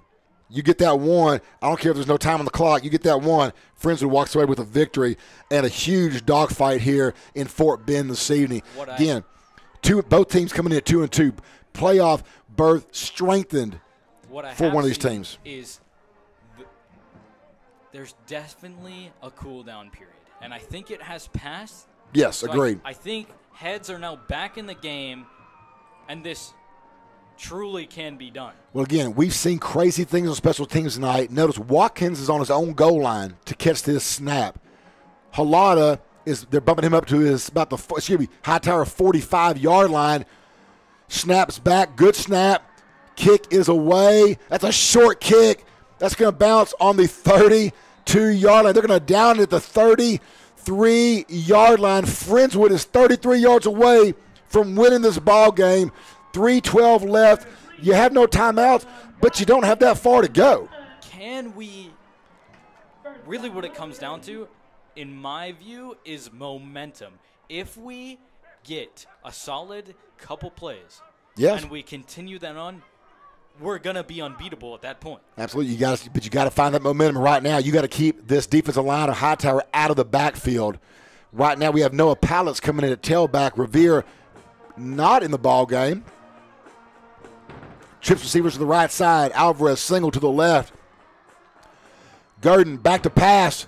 Gurdon, Pallets, outside, caught, 15, 10, run out of bounds. Pallets with a wheel. Nice job. Pallets snuck out of there, and no one saw that play. I'm going to give Coach Truman some credit up here. I think he had something to do with drawing that play up. 9-yard line. That is the momentum we were talking about. Absolutely. You still have 3 minutes to go, about 15 max yards. 3:06 left. They were in the hometown bank of Friendswood red zone at the 9. Revere back in the ball game. Trips receivers left. Alvarez right. Give it to Revere. He's got some run. No, he's going to be brought down for a loss. My goodness. Look like number. I'm going to have to get a number on that. That is number 19, Adrian Griffin, with that tackle. That was a great play right there by that young man. And Friendswood goes from being in the 9 to being at the 15. This game is going to come down to a defensive stand for Hightower. Friendswood's got to have to find a way to put this ball in the end zone. We've seen them have 1st and 3 and not get in. Friendswood's got to find a way, draw something up. Twin receivers to the left, single receiver to the right. Alvarez, they're going to throw a screen to Revere. That's sniffed out and caught for a loss. He catches the ball. He's going to be brought down for a loss. Clock continues to run. I don't see the clock's a factor, though. 2:20. What's a factor is you got 3rd and goal from the 17-yard line, and you have to get a touchdown. Pallets comes back in the game for Revere. Revere out. Pallets, former quarterback. Will we have another toss pass? We saw one earlier. We've already seen it once. I think we're basically forced to pass here. You would think so. And again, you got Pallets in there, so you really have 2 quarterbacks in there right now in the backfield. Tied in is Lee. Can we sneak him out as well? Pallets goes out. Looking for Pallets on the wheel route. That ball's going to be overthrown. That's the same play. It didn't work that time. Pallets was covered up that time. Fool me once. You don't fool me again, says Hightower. 1:43 on the clock. Friendswood down to their – this is it. This is their last chance. It's 4th and goal from the 17-yard line. Mustangs must get 6. And it looks like we're going for it. Gonna have to. This is it. Trips receivers to the right. Lee in the slot. Dawson Johnson, Alvarez to the right. Got Fluellen up top. Garden, this is it. Lee in motion to the left side.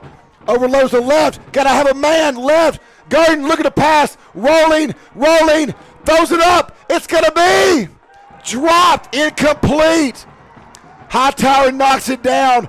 No penalties on the field. And that's, besides something miraculous, that's the ball game. 1:34 left. Hightower can pretty much run this thing out. Again, we've seen some crazy things tonight. We don't know what the fumble, bad snap.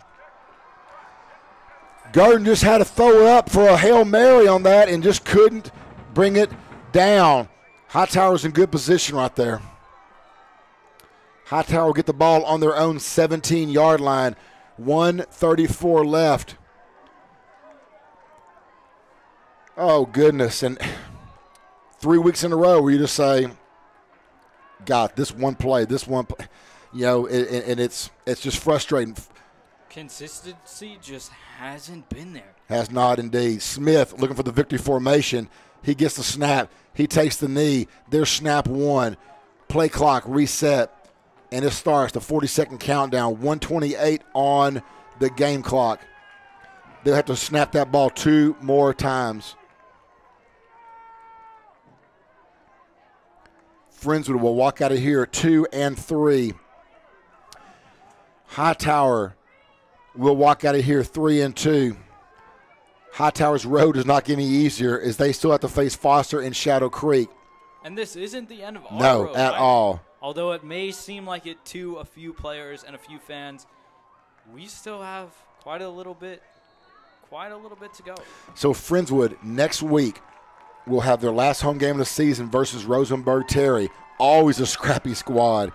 Then they'll finish the season against Angleton on the road at Angleton. For Hightower, they have Foster and they have Shadow Creek. And Foster, even if Hightower loses those two, if they end up with a tie with Friendswood, though, they have the tiebreaker due to this game. And that's going to do it here from Hall Stadium. Your Friendswood Mustangs can only come up with 3 field goals. Final score, Hightower 14, Friendswood 9. We'll take a quick break, come right back here to wrap it up here on MCS Sports. Generators of Houston and Generac support the Friendswood High School Mustangs. For all of your industrial and commercial generator needs, choose the oldest and largest Generac industrial dealer in Texas, Generators of Houston. They are generator installation experts with over 14 years of experience and installation references in virtually every commercial, municipal, and industrial application. If your business needs a generator installation, service, or parts, call the largest industrial Generac dealer in Texas, generatorsofhouston.com. That's generatorsofhouston.com. Go Mustangs!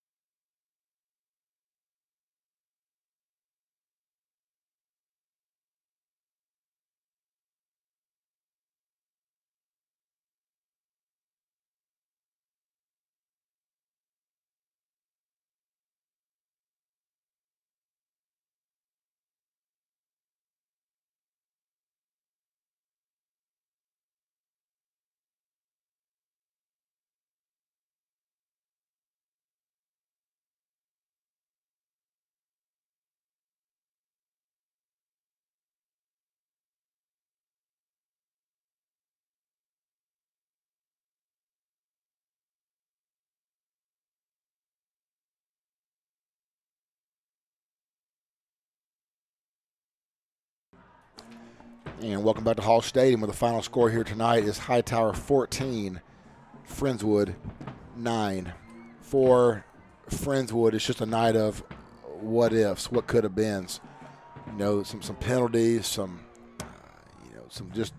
mental errors that you just look back on and say, wow, that's hard to take in a game where both teams were evenly matched. We thought coming in, and Daniel, it turned out just like you and I talked about. It's going to be a defensive struggle, unfortunately, tonight. And again, I'm not going to knock it all. Friendswood's defensive effort, it was there all night. You gave up 14 points. That's usually should be enough for a win. But when you can't put the ball in the end zone, it's tough to win. I think what this game truly came down to was just resilience. When the pressure's on, when the odds are not in your favor, you still got to push on. Yeah. I'm not saying that didn't happen, but at the end of the day, the results weren't there. No doubt about it. No doubt about it. You know, one thing I guess I was a little, disappointed from up here, vantage point, some of the personal fouls, some of the lack of composure. But, you and I were talking about off the air, and we both had experience with this. It's always things happen to get to that point, but you've got to be strong enough to let those things not cause you, because those 15-yard penalties, they're big. They're big tonight. And they're just not worth it. No, absolutely not. So, at the end of the game, like we said, the season's at all not over. Friendswood has 2 games left. Friendswood plays at home next week versus Rosenberg-Terry. The week after, they go on the road to play Angleton. Right now, Friendswood's 2-3 in district. For Hightower, they're 3-2. Hightower plays at Shadow Creek next week, and then they finish the season home versus Foster. So Hightower could easily have 2 more losses on their season, and then they would be 3-4. Whereas Friendswood, if you finish with 1 loss, then you're 3-4, and this tie with Hightower is going to be big. You win out, Friendswood can still go to the playoffs. So season's not over at all. You got 2 games. You got to let you guys regroup, get refocused, find a way to get some of that composure back, and be ready to play Terry next week, because Terry will come in, and they're sneaky good. They'll come in and find a way to get a victory. I don't think, seniors' last home game next week. I expect to see a different Friendswood team out there, Daniel, for sure. We're going to wrap it up right here from Hall Stadium. I'm going to give we haven't talked about this, Daniel, but the player of the game tonight for Friendswood. I'm going to get your thoughts on that first. Mine's already set in my mind. I thought who had the best game, but let me see, get some of your thoughts, or some of the players maybe that should be at least up for that award. I mean, in my mind, Halata didn't get a lot of playing time, and he didn't do much. But what he did is secure some great tackles that were needed. Agreed. Yeah, absolutely. I thought some of those defensive players were outstanding. I'm leaning towards Luke Revere because of the kind of game he had. Yeah, he didn't get in the end zone. It's not always a fault of his own. He had nearly 200 yards of rushing tonight. And I'm just gonna be honest with you. I think without Luke Revere, I think this game would have been a lot worse. You know what? I'm definitely gonna agree with you. I mean, when things needed to be done, there were 2 people. Yeah, absolutely. Yeah. It was Flew. Yes. And Revere. Yeah, absolutely. And again, a shout out to a lot of players. Defensive line, Tinger, Hermes, Spiller. A lot of guys played great. That's why the score was the way it was. This was a game that came down the last play. And unfortunately for Friendswood, came up short. But they'll get another opportunity next Friday night versus Terry. And we'll see if they can get back on the winning track. Again, Daniel, appreciate you being with us tonight. You did a great job. Thanks for, number one, getting us on the air and getting us going. More importantly, I hope you had a good time tonight. Oh, I mean, it's a total honor to be here, and thank you, because I know you don't get a lot of credit for what you do. Oh, no, I love doing it. And, Justin, good luck on your interview tomorrow. Hope you do well, and hope you listen at least to that last little bit. And sorry we couldn't get that win without you tonight. So for Justin Lowe, who's not with us tonight, for Daniel Feaster, who was with us, and we always appreciate you, I'm Kirk Lowe. You guys have a great rest of the week. It is Friday tomorrow. Got to go to work, and enjoy your weekend. We'll see y'all next Friday night here on MCS Sports. Thank you, and good night.